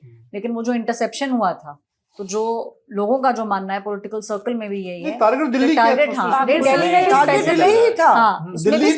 सिरसा का भी कोई कंटोनमेंट या एयरबेस नहीं, टारगेट दिल्ली था, जिसमें कि और स्पेसिफिक जो चल रहा है वो ये पूरा एरिया, पार्लियामेंट, विजय चौक और साउथ ब्लॉक। वो प्रेसिडेंट स्टेट्स जो है, जो वो पीछे का जंगल वाला एरिया वहां पे वहाँ मंजीत जी बता रहे थे कि उस जंगल वाले एरिया में भी एयर डिफेंस सिस्टम लगा हुआ है।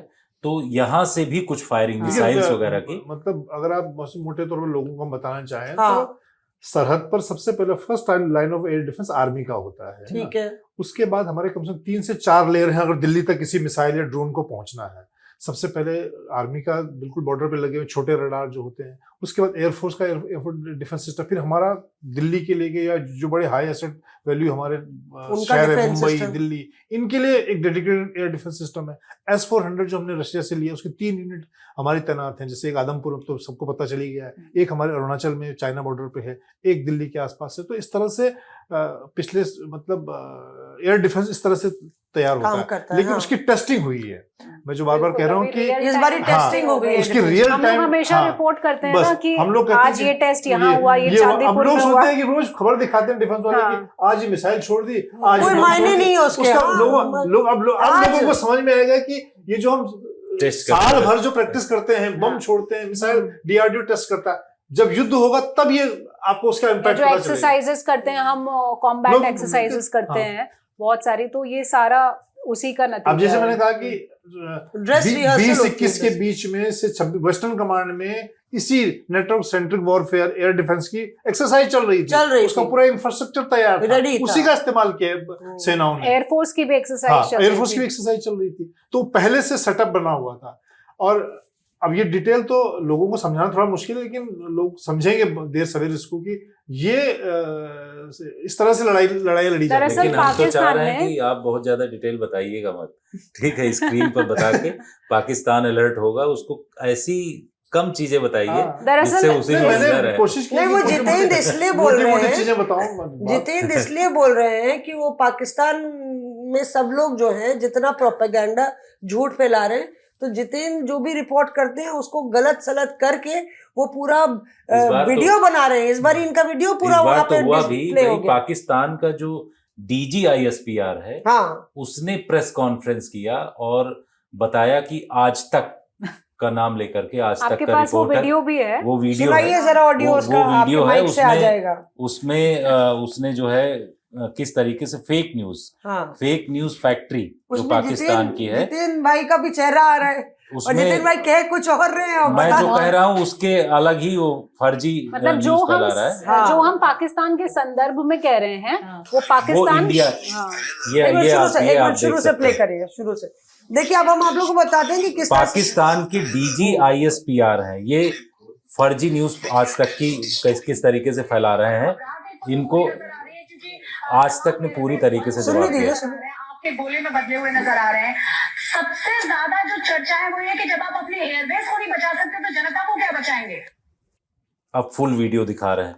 दरअसल कल रात में जो है उसकी तरफ से फायर किया जाता रहा है, तो पाकिस्तान एक तरीके से, ये इसमें हमारा वीडियो भी दिख रहा है, वहां अपना प्रेजेंटेशन दिखा रहे थे DG ISPR जो है पाकिस्तान के। इसमें किया क्या इन्होंने किया क्या कि जो हमारा असली वीडियो है उसको फिर आज तक का जो फैक्ट चेक टीम है उसने पूरी तरीके से इसको फैक्ट चेक किया।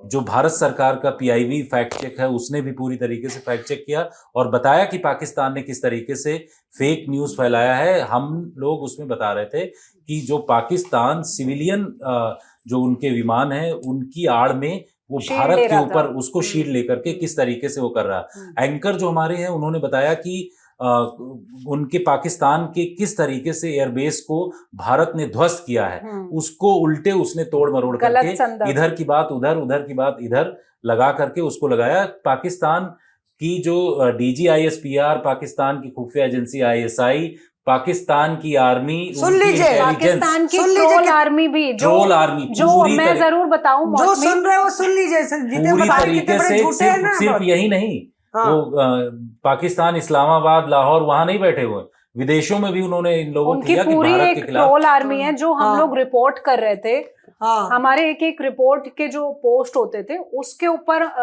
गलत तरह से उसको टारगेट टिप्पणी करना, तो वो पूरा उनका एक जो फेल्ड और फॉल्स नैरेटिव है वो बहुत ही इफेक्टिव, वो कहीं पे और कहीं कामयाब नहीं हो पाए, तो उन्होंने सोचा कि चलो सोशल मीडिया पे सबसे बड़ी बात इससे ये निकल हैं। करके आई कि पाकिस्तान के पास उनके पास कोई अपने वीडियो नहीं थे, वो सिर्फ और सिर्फ भारत में जो टीवी चैनल में जो लोग बोल रहे थे उनको वीडियो बना करके स्क्रीन पर दिखा रहे थे। और उसके उलट भारत ने प्रिसाइजेस वे में जिस तरीके से अटैक किया, पिन पॉइंटेड, हर एक उनके एयरबेस के वीडियो, पहले क्या था स्ट्रक्चर, और जब उसके बाद हिट किया उसके बाद का क्या स्ट्रक्चर, बिफोर एंड आफ्टर पूरी जानकारी भारत ने दिया। 11 लोकेशंस पर जिसमें मिसाइल से अटैक किया, सबकी जानकारी दी। पाकिस्तान क्या कर रहा था, अपनी हंसी उड़वा रहा था और हम लोग के जो फर्जी वीडियो बना रहा था, आपको पाकिस्तान में जो है बदनाम कर रहा था। शुरुआत में हमने देखा कि विदेश सचिव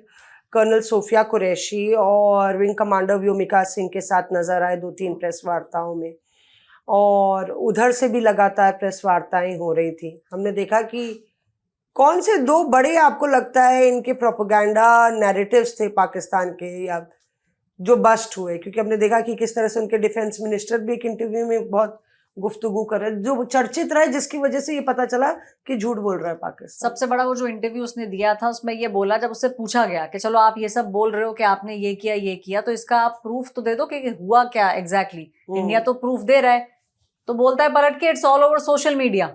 डिफेंस मिनिस्टर, वो डिफेंस मिनिस्टर। तो उसने बोला कि मेरा सवाल ये नहीं था कि वो सोशल मीडिया पे है या नहीं, आपके पास, आपकी सरकार के पास, पाकिस्तानी आर्मी के पास क्या प्रूफ है? क्योंकि हिंदुस्तान की तरफ से हम सोशल मीडिया पे नहीं प्रूफ दे रहे थे, हम बकायदा प्रेस कॉन्फ्रेंस करके सवाल ले रहे थे, बिफोर एंड आफ्टर दिखा रहे थे, कोऑर्डिनेट्स बता रहे थे। तो इंडिया की तरफ से तैयारी यही थी। जो थोड़ी सी चूक, जो मंजीत जी ने बोला, जो ठीक है कि उस तरीके से हम उसको प्रोपोगेट नहीं कर पाए जिस तरीके से उसको प्रोपोगेट करना था। यहाँ पे गवर्नमेंट की जो प्लानिंग थी वो ये थी कि पहले हम cross check, double check, triple check कर लें कि हम जो इन्फॉर्मेशन देने जा रहे हैं, बिकॉज फिर आप बैकआउट नहीं कर सकते गवर्नमेंट की तरफ से। पाकिस्तान तो कर गया था बैकआउट, इंडिया नहीं कर सकता था। अश्विनी वैष्णव जो आईएनबी मिनिस्टर हैं, उनकी कम से कम 15 meetings prime minister Narendra Modi के साथ पिछले 5 दिन में हो चुकी है, और वो इसीलिए है कि हमें कैसे फैक्ट चेक करना है। सबसे बड़ा प्रोपोगेंडा ये था कि वहां कुछ हुआ ही नहीं। दूसरा प्रोपोगेंडा जो आपने देखा, प्रधानमंत्री तो उधमपुर बेस पे चले गए, फोटोज भी आ गई, वो गए हैं अपने टैंक्स के साथ खड़े होने के लिए। मतलब जहां दूर दूर तक कुछ नहीं हुआ है, टैंक की लड़ाई नहीं हुई है, वो टैंक के साथ फोटो खिंचा रहे हैं वहां के पीएम शाहबाज तैयार किया गया था वो तो शरीफ। तो ये दूसरा प्रोपोगेंडा जो वो फैलाने की कोशिश कर रहे थे वो ये था। और एक और बात आपने मार्क की है ऐश्वर्या, कॉपी कैट, जो भी हम करते हैं अगले दिन पाकिस्तान वो करता है। अगर हमारे यहाँ सीसीएस की मीटिंग होती है, अगले दिन वो मीटिंग लेने लगते हैं। हमारे प्राइम मिनिस्टर आदमपुर जाते हैं, अगले दिन वो अपने जवानों के साथ जाते हैं। तो ईच एंड एवरी एक्शन, और यही नहीं, जो हमारा डिप्लोमेटिक हिट था शुरू में, जो जैसे हमने इंडस वाटर ट्रीटी को अबेयंस में रखा, वीजाज हमने कैंसिल किए, उस वक्त से पाकिस्तान सिर्फ और सिर्फ हमको कॉपी कर रहा है। लेकिन उसका जो प्रोपेगेंडा है वो बार बार ध्वस्त हो जाता है, क्योंकि उसके पास कुछ दिखाने के लिए नहीं है, क्यों हर तरफ तो वो हारता हुआ नजर आ रहा है। तो जो टैंक्स वाली आप बात कर रही हैं, वो भी एक बिल्कुल ऐसे लग रहा है जैसे इट वाज अ स्टेज्ड, मतलब तैयारी वॉक करके जैसे जा रहा है, वहां पे वॉक करके गया है, कोई एसेट्स नहीं दिख रहे, फोटो अप हुआ, उसके अंदर वो डिफरेंस नजर आ रहा था। एक और जो सेकंड चीज जो उनकी बर्स्ट हुई, उन्होंने कहा था कि पाकिस्तान के अंदर डैमेज नहीं हुआ है। तो अगर डैमेज नहीं हुआ है तो फिर आप हॉस्पिटल क्यों जा रहे हैं? डिफेंस मिनिस्टर मिलिट्री हॉस्पिटल के अंदर गए हैं, जिसका वीडियो बाहर आया है।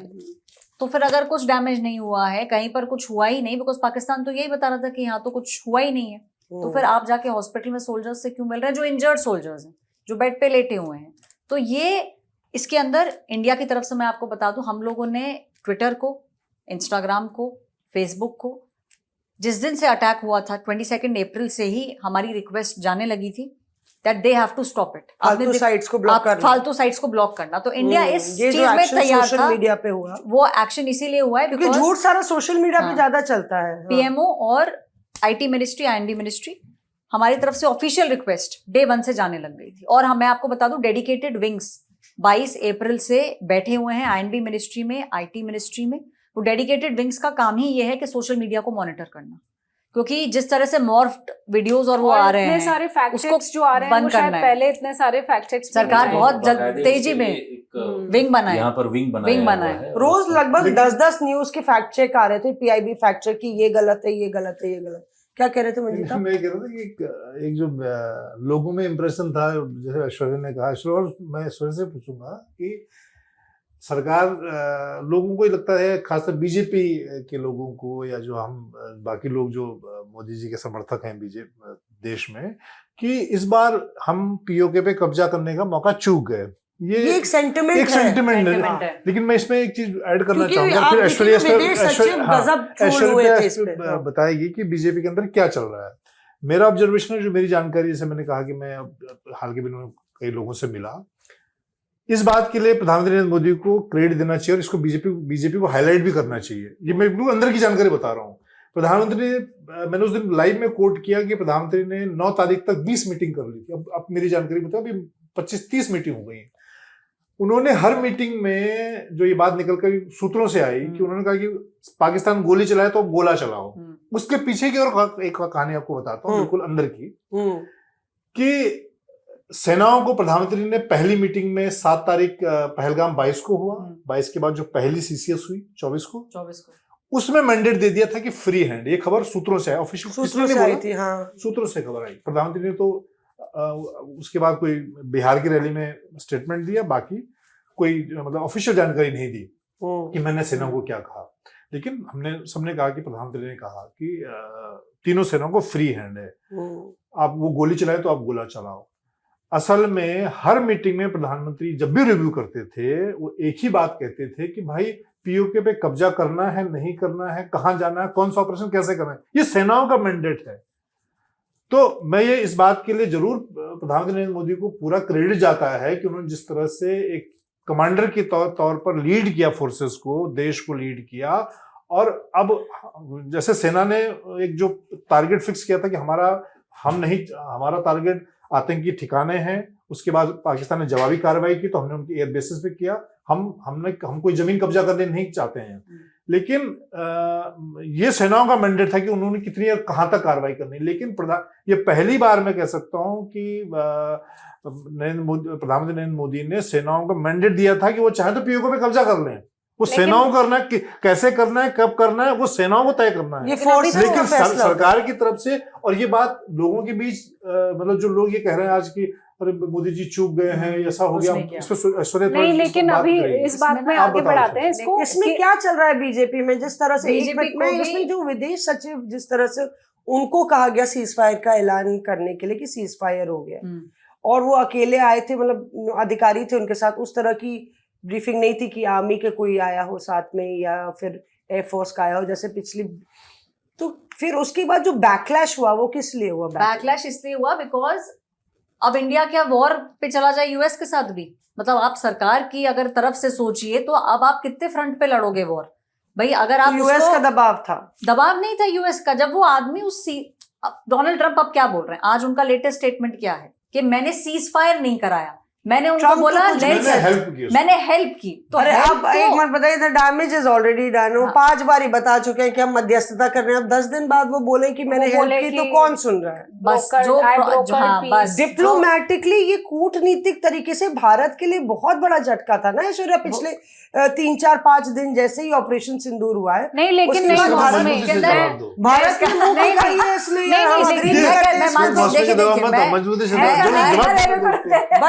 जवाब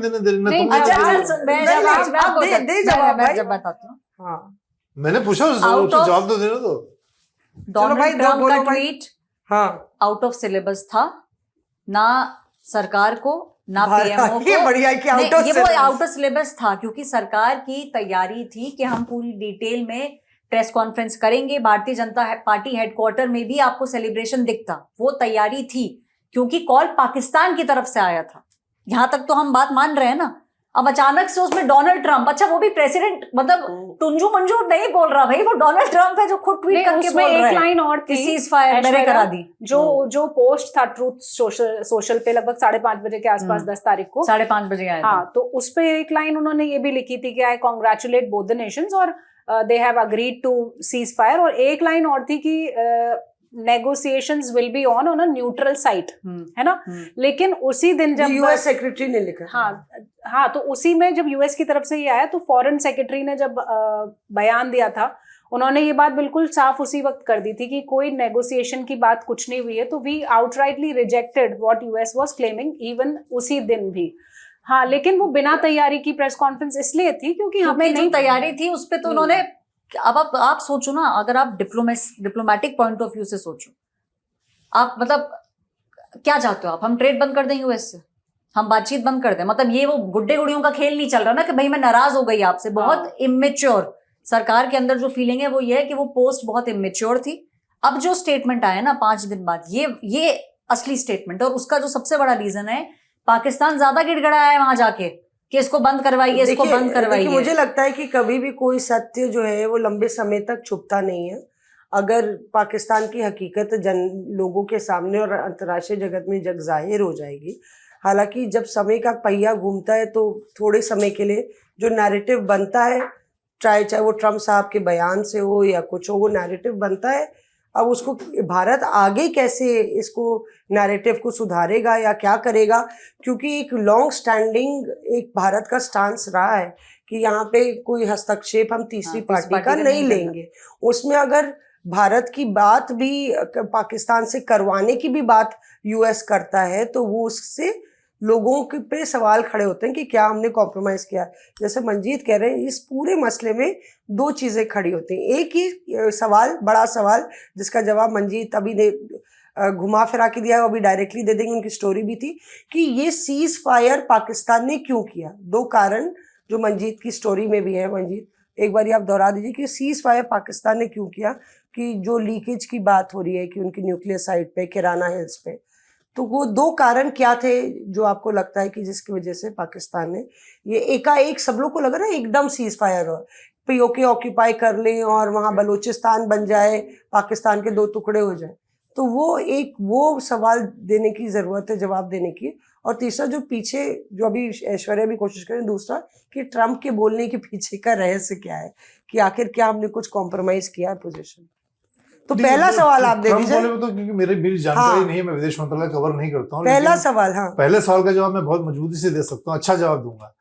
मैं कह रहा हूँ कि आपने खबर भी चलाई थी, अल्टीमेटली 100 सुनार की एक लोहार वाली बात साबित होगी, और ये देर सवेरे बात सामने आ भी गई है कि भारत ने जो डिसाइसिव कार्रवाई की पाकिस्तान के जवाबी, हमने पहले नहीं की।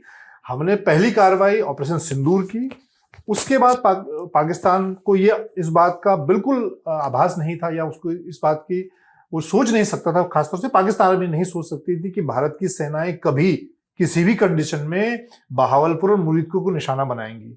ये पहला इम्पैक्ट है।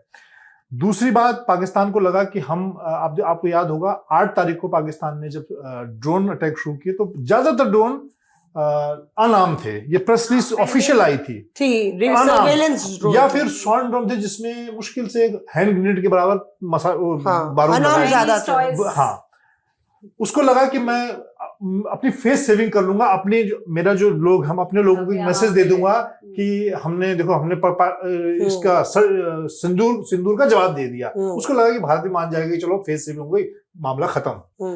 लेकिन भारत ने 8 तारीख को उसको इतना जवाब दिया कि उसकी कल्पना से परे था।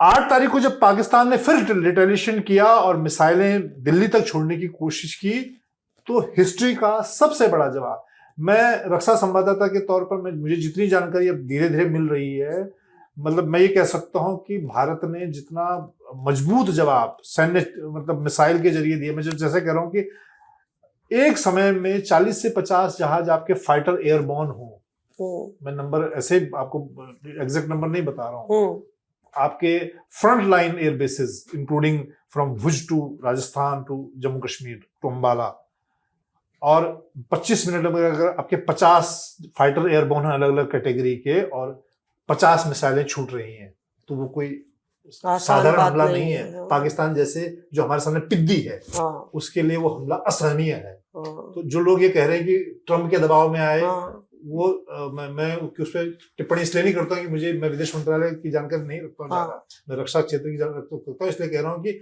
उनके पास जानकारी नहीं है। पाकिस्तान घुटनों में इसलिए आया कि उसको लगा कि अब भारत के मिसाइल हमले से बच नहीं सकता। उसके बाद से एक भी तस्वीर उसके किसी एयरबेस की नहीं देखी हमने। उसके परमाणु जहां हथियार रखे हैं वहां तक हमारी मिसाइलें पहुंच गई, तो पाकिस्तान के पास कोई विकल्प नहीं बचा था कि उसके वो 12 बजे से लेकर फोन खटखटाने से शुरू कर 5 बजे हमारे अटैक, 5 से 5:30 के बीच हमारे अटैक हुए।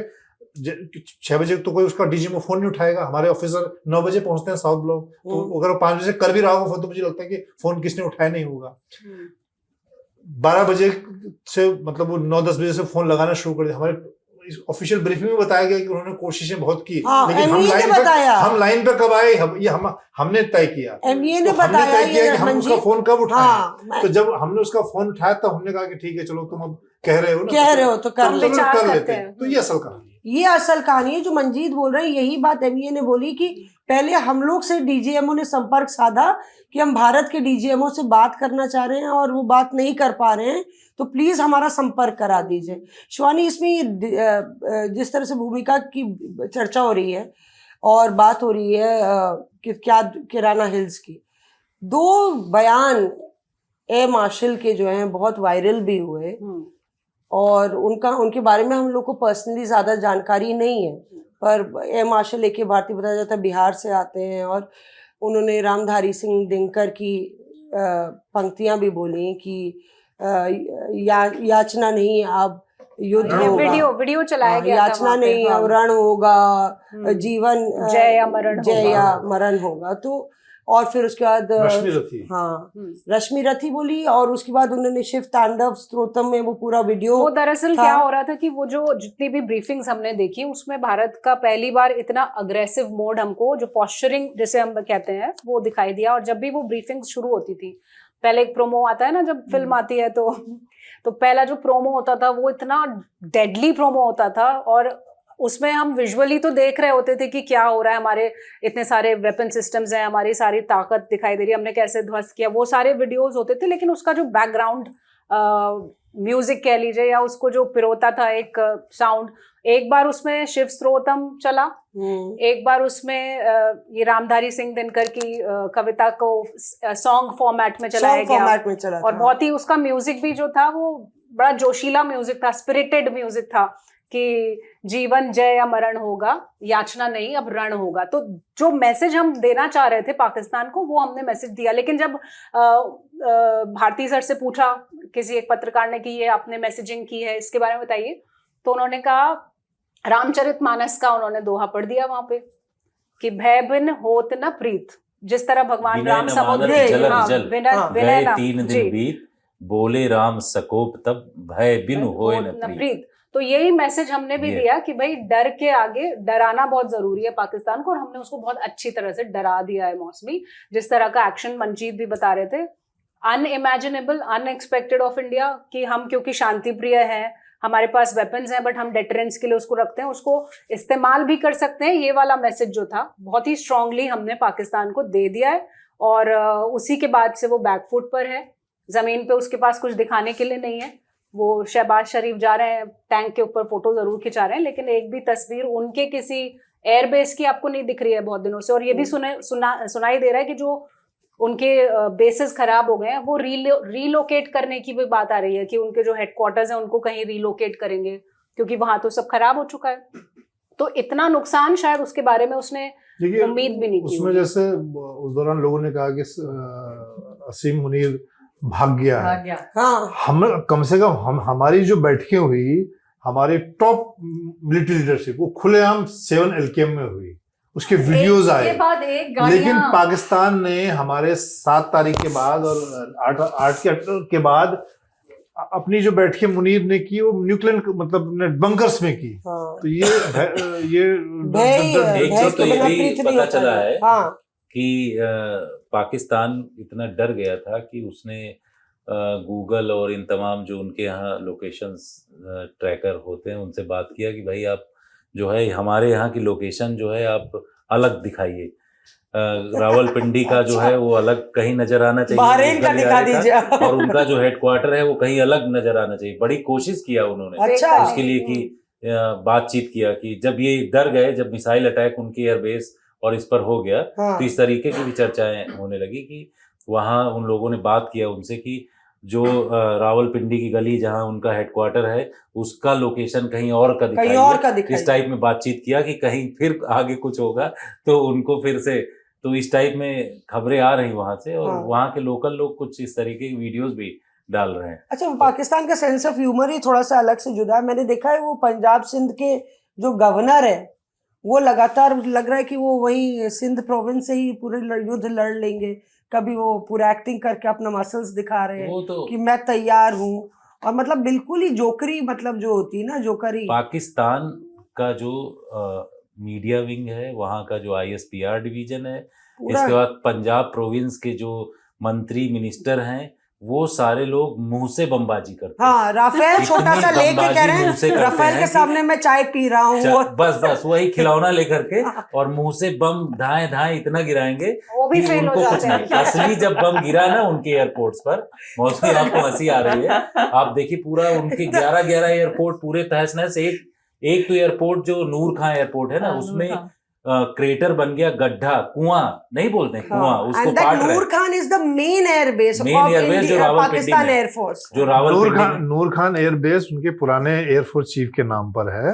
और वहीं पर उनकी न्यूक्लियर कमांड, उनके जो बंकर्स हैं, जहां पर अगर AHQ पर, उनके GHQ पर हमला हो जाए, मिसाइल गिर जाए, तो आर्मी चीफ कहाँ बचेगा? उसी के नीचे वो जो गड्ढा बना है ना, उसको पाट रहे हैं, उसमें लगी हुई हैं बहुत सारी JCB और ये सब लगी हुई हैं, पाट रहे हैं। इतने दिन हो गया है, 10 तारीख से आज एक मेरा जैसे ऑब्जर्वेशन था, उसका जवाब भरा नहीं देना चाहिए कि जैसे शिवानी ने भी कहा कि इस बार हम बालाकोट एयर स्ट्राइक में भी ये कहा गया था कि हमारा थोड़ा जो नैरेटिव था सेनाओं का वो कमजोर रहा।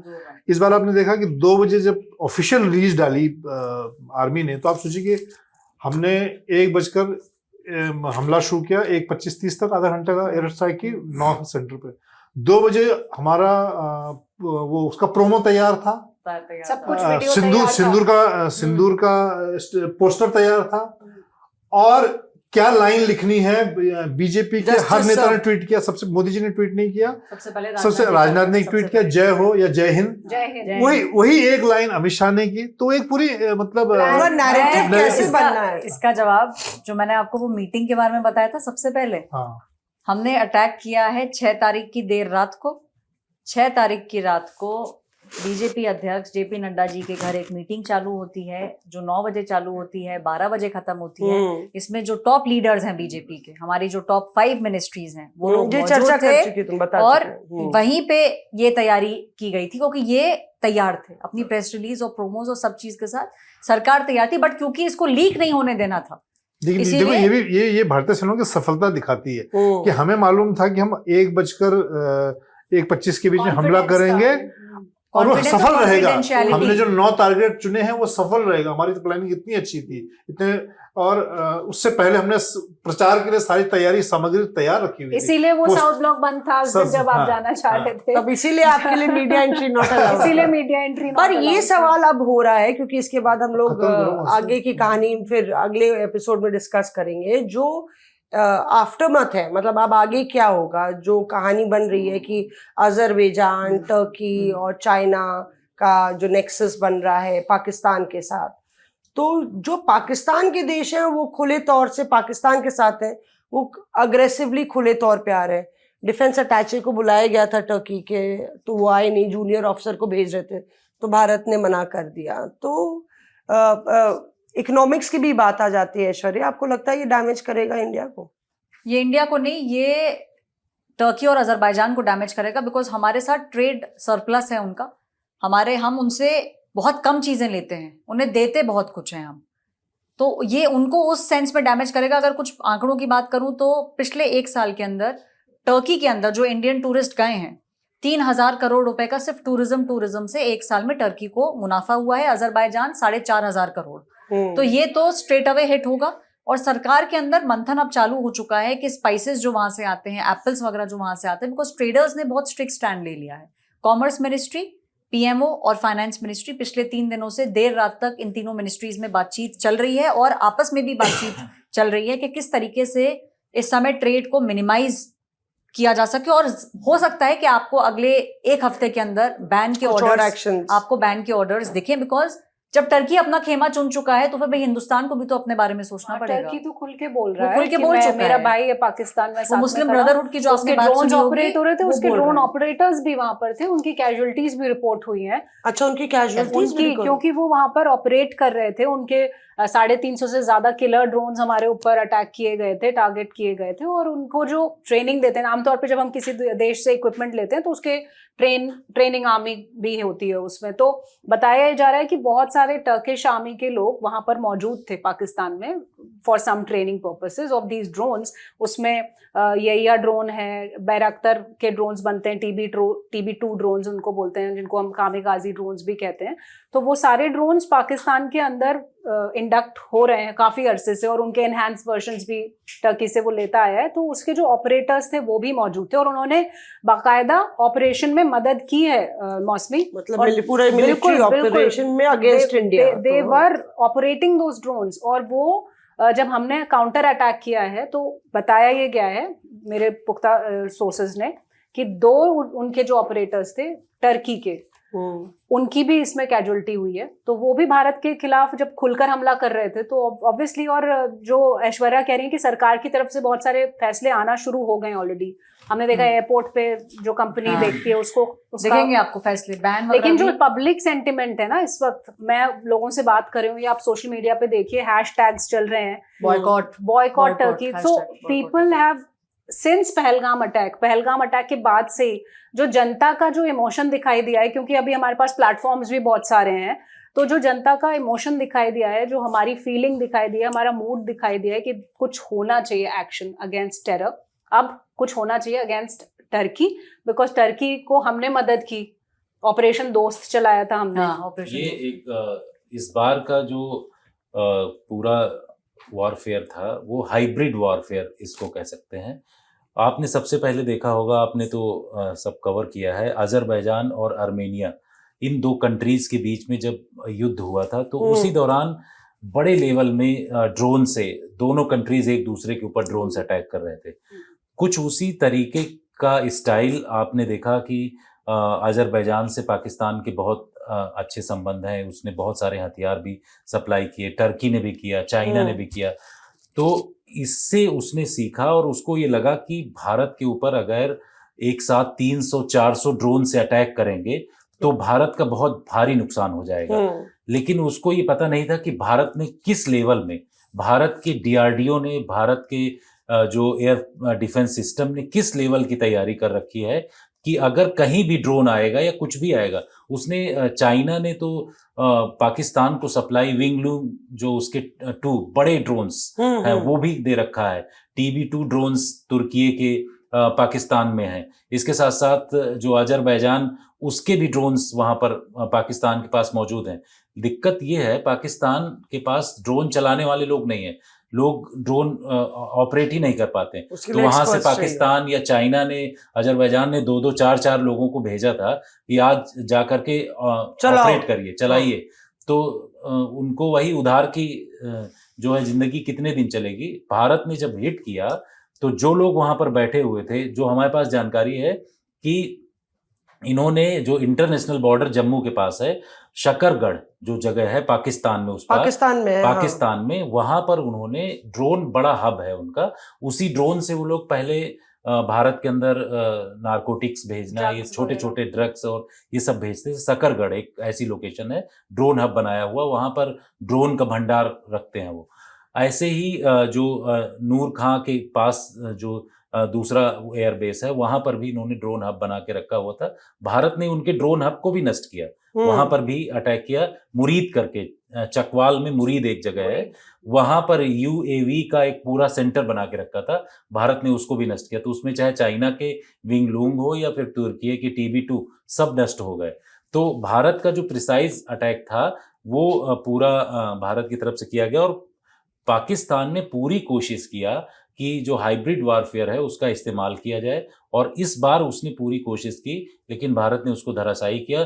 ड्रोन वारफेयर में ये दिखाई पड़ गया कि भारत कितने बड़े लेवल में पाकिस्तान से आगे है, क्योंकि उसने चाइना से भी मदद ली, तुर्की से भी मदद ली, अजरबैजान से मदद लिया, हर एक कंट्रीज से उसने ड्रोन लेकर के भारत के ऊपर अटैक किया। लेकिन भारत के DRDO ने, और जो दूसरी टाइप के ड्रोन है भारत के बड़े ड्रोन, उसने पूरा उनके ड्रोन सिस्टम को खत्म कर दिया। अब मुझे लगता है कि आगे आने वाले टाइम में ऐसा उसकी तरफ से अब कोशिश नहीं की जाएगी। पर उसमें जितेन, ये भी खबर आई थी कि चीन ने एक बड़ी ड्रोन एक्सरसाइज की, ये पूरे अभी 2-3 दिन पहले ही बड़ी ड्रोन एक्सरसाइज की, उसने सारे ड्रोन तो लगातार सप्लाई करता रहा है। जो उसका CH-4 ड्रोन सिस्टम है, विंगलूम 2 जिसे उसके जो बोलते एयर हैं, डिफेंस सिस्टम्स है पाकिस्तान में वो भी चाइनीज है, वो भी HQ9, चाइनीज है। HQ16 HQ9 सब ध्वस्त जो हो गए। सीरीज के जो भी हैं एयर डिफेंस सिस्टम, उसको भी भारत की तरफ से नष्ट किया गया। उनके पास जो चाइना के जो ड्रोन है, बड़े ड्रोन है, जो जिसको कि वो दम भरता है कि बड़े खतरनाक है, विंगलूम 2 जिसके बारे में CH4 एक जोक ड्रोन। बहुत वायरल हो रहा है मौसमी, जैसे हाँ। हम सब लोग इतने दिनों से बिना थके रिपोर्टिंग कर रहे थे, बहुत दिनों तक ठीक से सोए नहीं थे, तो किसी ने, मेरे एक दोस्त ने कहा कि भाई आज बहुत दिन बाद मैं पाकिस्तान के एयर डिफेंस सिस्टम्स की तरह सोया हूँ। तो ये एक जोक थोड़ा सा सही कह रहे हैं। वायरल है कि जैसे कि- वो सो रहे थे या उनको सुला दिया था हमने अपना जैमिंग वैमिंग से, हाँ। या उनको न्यूट्रलाइज कर दिया था। तो it is also now very important to understand कि पाकिस्तान का जो एयर डिफेंस सिस्टम जो उसने पाकिस्तान चाइना से ले रखा है वो फेल हो गया, चाइना की मिसाइल फेल हो गई, टर्की के ड्रोन फेल हो गए, चला क्या? भारत का सिक्का। भारत का सिक्का चला क्या। चलिए अब आप लोग ने पूरी तरीके से समझा कि क्या पूरी कहानी थी। पहले जैसे ऑपरेशन सिंदूर हुआ उसके बाद क्या चला, एक दो लाइन का टेक अवे इस पूरे इंसिडेंट से, ऑपरेशन सिंदूर और उसके बाद जो अंतर्राष्ट्रीय जगत में समीकरण बदले हैं, सबसे ले लेते हैं, फिर अगले हफ्ते मिलेंगे। आगे क्या होने वाला है 2 लाइन में। मंजीत आपसे। मंजीत आप देखिए लगातार सब लोग सुन लीजिए, देखिए पिछले 20-30 दिन से लगातार काम कर रहे हैं, ना सोए जगह, अभी भी हम लोग की छुट्टियां कैंसिल। तो जब वो पॉडकास्ट में स्लो मोशन में आपको नजर आए, सरप्राइज मत होइएगा। ये बैटरी ऑन करते हैं अपनी, बैटरी ऑफ करते हैं। साउथ ब्लॉक में होते हैं तो हाई अलर्ट मोड में होते हैं। अब इतनी अच्छी कुर्सी इनको मिल गई है, चाय वाय मिल गई है, चाय तो ठंडी है, बढ़िया AC चल रहा है, गर्मी नहीं। हमारी और मंजीत की तरफ से आपने जय वीरू की जोड़ी बताई, हाँ। तो एक शब्द में इसका वो खत्म करेंगे, ऑपरेशन सिंदूर जारी है। हाँ। और अभी भी जारी है, क्योंकि वो खत्म नहीं हुआ है। वो तब तक खत्म नहीं होगा, पाकिस्तान की सीमा के उस पार से आतंकवाद अगर परोसा जाएगा तो ऑपरेशन सिंदूर ऐसे ही जारी रहेगा और भारत उसको वैसे ही जवाब देगा जैसे पहले देता और है। मौसमी, मेरा जो टेक है वो मैं ये कहना चाहूंगी, क्योंकि ये जो ऑपरेशन सिंदूर हुआ ये हम सबके लिए एक बहुत लर्निंग एक्सपीरियंस था, जो शायद हमने पहले कभी नहीं किया। हर एक ने as a reporter, as a team, कैसे हम लोग एक्टिवेटेड रहे। हमने कई रातों तक बिना सोए रिपोर्टिंग की, अपने डर को पीछे रख के अपना काम किया, आगे गए, फ्रंट लाइन्स में गए। तो कहीं ना कहीं एक रिपोर्टर के तौर पर, एक जर्नलिस्ट के तौर पर मुझे लगता है हम मजबूत बने। As a news team we have tested ourselves in real time war कि हम कैसे ऑपरेट करेंगे जब लड़ाई होती है, हम कैसे एक खबर बना के रखेंगे। तो उस तौर पे भी हम सब ने बहुत कुछ सीखा और बहुत मजबूत हुए हैं। और इंडिया ने तो प्रूव किया ही है कि हम तैयार हैं। और जो हमारे फोर्सेस हैं, मैं उनके लिए ज़रूर कहना चाहूँगी, उनके ऊपर बहुत भरोसा है। और हम लोग अभी बात करें, लेकिन ऑपरेशन सिंदूर जारी है, जैसे जितेंद्र जी बोल रहे हैं। और सेना का जो अलर्ट है वो हर किस्म के बॉर्डर पर, एयर बॉर्डर हो, लैंड बॉर्डर हो या फिर मैरीटाइम बॉर्डर हो, वहां पर एकदम अलर्ट है और हम सब सुरक्षित हैं, हमें पूरा भरोसा है। तो उनके लिए मैं एक लाइन जरूर कहूंगी। हाँ, कहिए, सुनाइए, फरमाइए। तारीफ करें उनकी कैसे, सूरज को दिया दिखाएं क्यों। तारीफ करें उनकी कैसे, सूरज को दिया दिखाएं क्यों। जो परिचय के मोहताज नहीं, हम उनकी गाथा गाएं क्यों। तो ये सब एक बहुत बड़ा थैंक्स और सैल्यूट है हमारे जो फोर्सेस हैं उनके लिए। और स्पिरिट ऑफ इंडिया यही है, हम लोग किसी भी तरह के मिस एडवेंचर के खिलाफ झुकेंगे नहीं। We all are together with the forces. ये देखिए इम्पोर्टेंट है। इसको सब लोग सुनते सब लोग रहे। याद रखिए, भूलिए मत। बिल्कुल 1 मिनट सुन लीजिए, उन सब लोगों के लिए इम्पोर्टेंट है, उसके बाद ही बोलेंगे।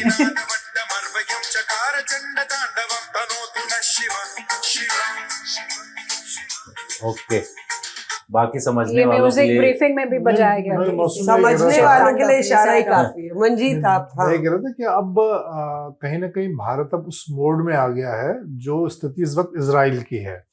अब हम, जैसे प्रधानमंत्री नरेंद्र मोदी की तरफ से कहा गया कि अब हमारे लिए पाकिस्तान की तरफ से कोई भी एक्ट ऑफ टेरर, हमारे लिए एक्ट ऑफ वॉर की तरह हम लेंगे उसको। तो और ऑपरेशन सिंदूर जारी है, दूसरा पॉइंट ये है। तो अब हम उस स्थिति में हैं कि अभी तो हमने पाकिस्तान की एयरफोर्स की कमर तोड़ दी है, उसके बावजूद पाकिस्तान, क्योंकि कुत्ते की पूंछ सीधा नहीं होगा, वो अपनी कार्रवाई करेगा।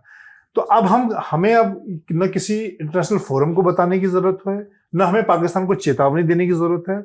अब भारत जब भी कार्रवाई करेगा वो जिस तरह से इजराइल, फिलिस्तीन या हमास के खिलाफ कार्रवाई करता है, जब भी कोई उनके ऊपर आतंकी हमला होता है, तो भारत भी अब लगभग उस मोड में है कि जब भी पाकिस्तान की तरफ से कोई आतंकी हमला होगा, भारत उसको युद्ध की तरह लेगा और जो रिस्पॉन्ड सिंदूर के बाद दिया गया उसी तरह का रिस्पॉन्ड पाकिस्तान को मिलेगा। तो इस मोड में मुझे लगता है सेनाएं भी हैं और हमारे आम लोग भी अब इस बात को समझेंगे, ये समझ चुके हैं। ऐश्वर्या, मैं ये बोलना चाहूंगी मौसमी के विंग्स जो हैं पीएमओ में, एमईए में, कॉमर्स में, फाइनेंस में, होम मिनिस्ट्री के अंदर भी ये अब एक्टिव रहेंगे। ये जो विंग्स बनाए गए हैं ये अभी कहीं पर भी आने वाले टाइम में डिसमेंटल नहीं होंगे। इंडिया अब हाई अलर्ट पे है, गवर्नमेंट हाई अलर्ट पे है, क्योंकि कहीं ना कहीं एक थोड़ी फीलिंग ये है, जैसे कि मंजीत जी ने बोला कि कुत्ते की दुम सीधी नहीं होगी। हाई अलर्ट पे इसलिए बिकॉज कुछ सिटीज हैं जो टारगेट पे अभी भी हैं और एक हो सकता है कि एक रिटेलिएशन हम पाकिस्तान की तरफ से देखें, क्योंकि ग्लोबल कम्युनिटी की बात करें तो हमने उनको बता दिया है, बट इस बार जो हम एक्शन लेंगे हम किसी को बताएंगे नहीं। और डिप्लोमेसी के तौर पे इंडिया थोड़ा सा और काम डिप्लोमेसी पे करेगा, बिकॉज ये अनएक्सपेक्टेड था और दिस काइंड ऑफ स्टेटमेंट सरकार को लगता है कि यूएस से नहीं आना चाहिए था। ये डैमेजिंग रहा है काफी ज्यादा इंडिया यूएस रिलेशंस के। और जिस तरह से ऐश्वर्या ने भी बताया कि सब लोग हाई अलर्ट मोड पे, तो पत्रकार भी हाई अलर्ट मोड पे ही रहेंगे और हम लोग इसी तरह से टॉप गियर लगाए रहेंगे। इस पॉडकास्ट को करने के लिए हम लोग को काफ़ी मशक्क़त करनी पड़ी, क्योंकि लगातार हम लोग के रिपोर्टर्स ग्राउंड पे हैं और 3-4 धुरंधर रिपोर्टर्स को ग्राउंड से खींच के यहाँ पे लाना और आपसे गुफ्तगू करना। उम्मीद करते हैं कि ये एपिसोड आपको हमारा पसंद आया होगा। कुछ आपके सुझाव होंगे, प्लीज़ दीजिएगा, लाइक कमेंट कीजिएगा। कुछ गलतियां हमने की हैं, जब कुछ पसंद नहीं आया, बुराइयां हैं, तो वो भी आप बताइएगा। कोशिश ये होती है कि ईमानदारी से, सत्यता से आपको एक अलग इनसाइड स्टोरी, एक दूसरी पिक्चर जो पर्दे के पीछे की है वो कहानी इत्मीनान से बताएं। पूरी आप केतली की जो है कि इसका साइज़ भी बड़ा हो गया है, 2-4 बारी हम लोग चाय भी पी लेते हैं। और देखिए एयर कंडीशन में हमारे रिपोर्टर्स के दिमाग ज़्यादा चलते हैं, मंजीत बीच में सुस्त हो जाते हैं क्योंकि उनको आदी है कि वो तपती गर्मी में ग्राउंड पर रिपोर्ट करें। तो उनको वो भी चाहते हैं कि हर बार इस तरह से आपसे मिलें और जुड़े। और जिस तरह से सारे रिपोर्टर्स ने बताया, मुझे लगता है कहीं ना कहीं कि भारत हम एक अमन प्रिय देश है और हम अमन चाहते हैं, लेकिन अगर जंग लाजमी है तो जंग ही सही। भारत ने ये भी बता दिया कि लाजमी है तो हम जंग करने के लिए तैयार हैं। और इस पूरे ऑपरेशन सिंदूर के हर एक पहलू से हमने आपको रूबरू कराया। हमारा अगला एपिसोड किस पर हो ये आप हमें बताइएगा। तब तक के लिए हम सब आपसे अलविदा कहते हैं। सलाम, नमस्ते।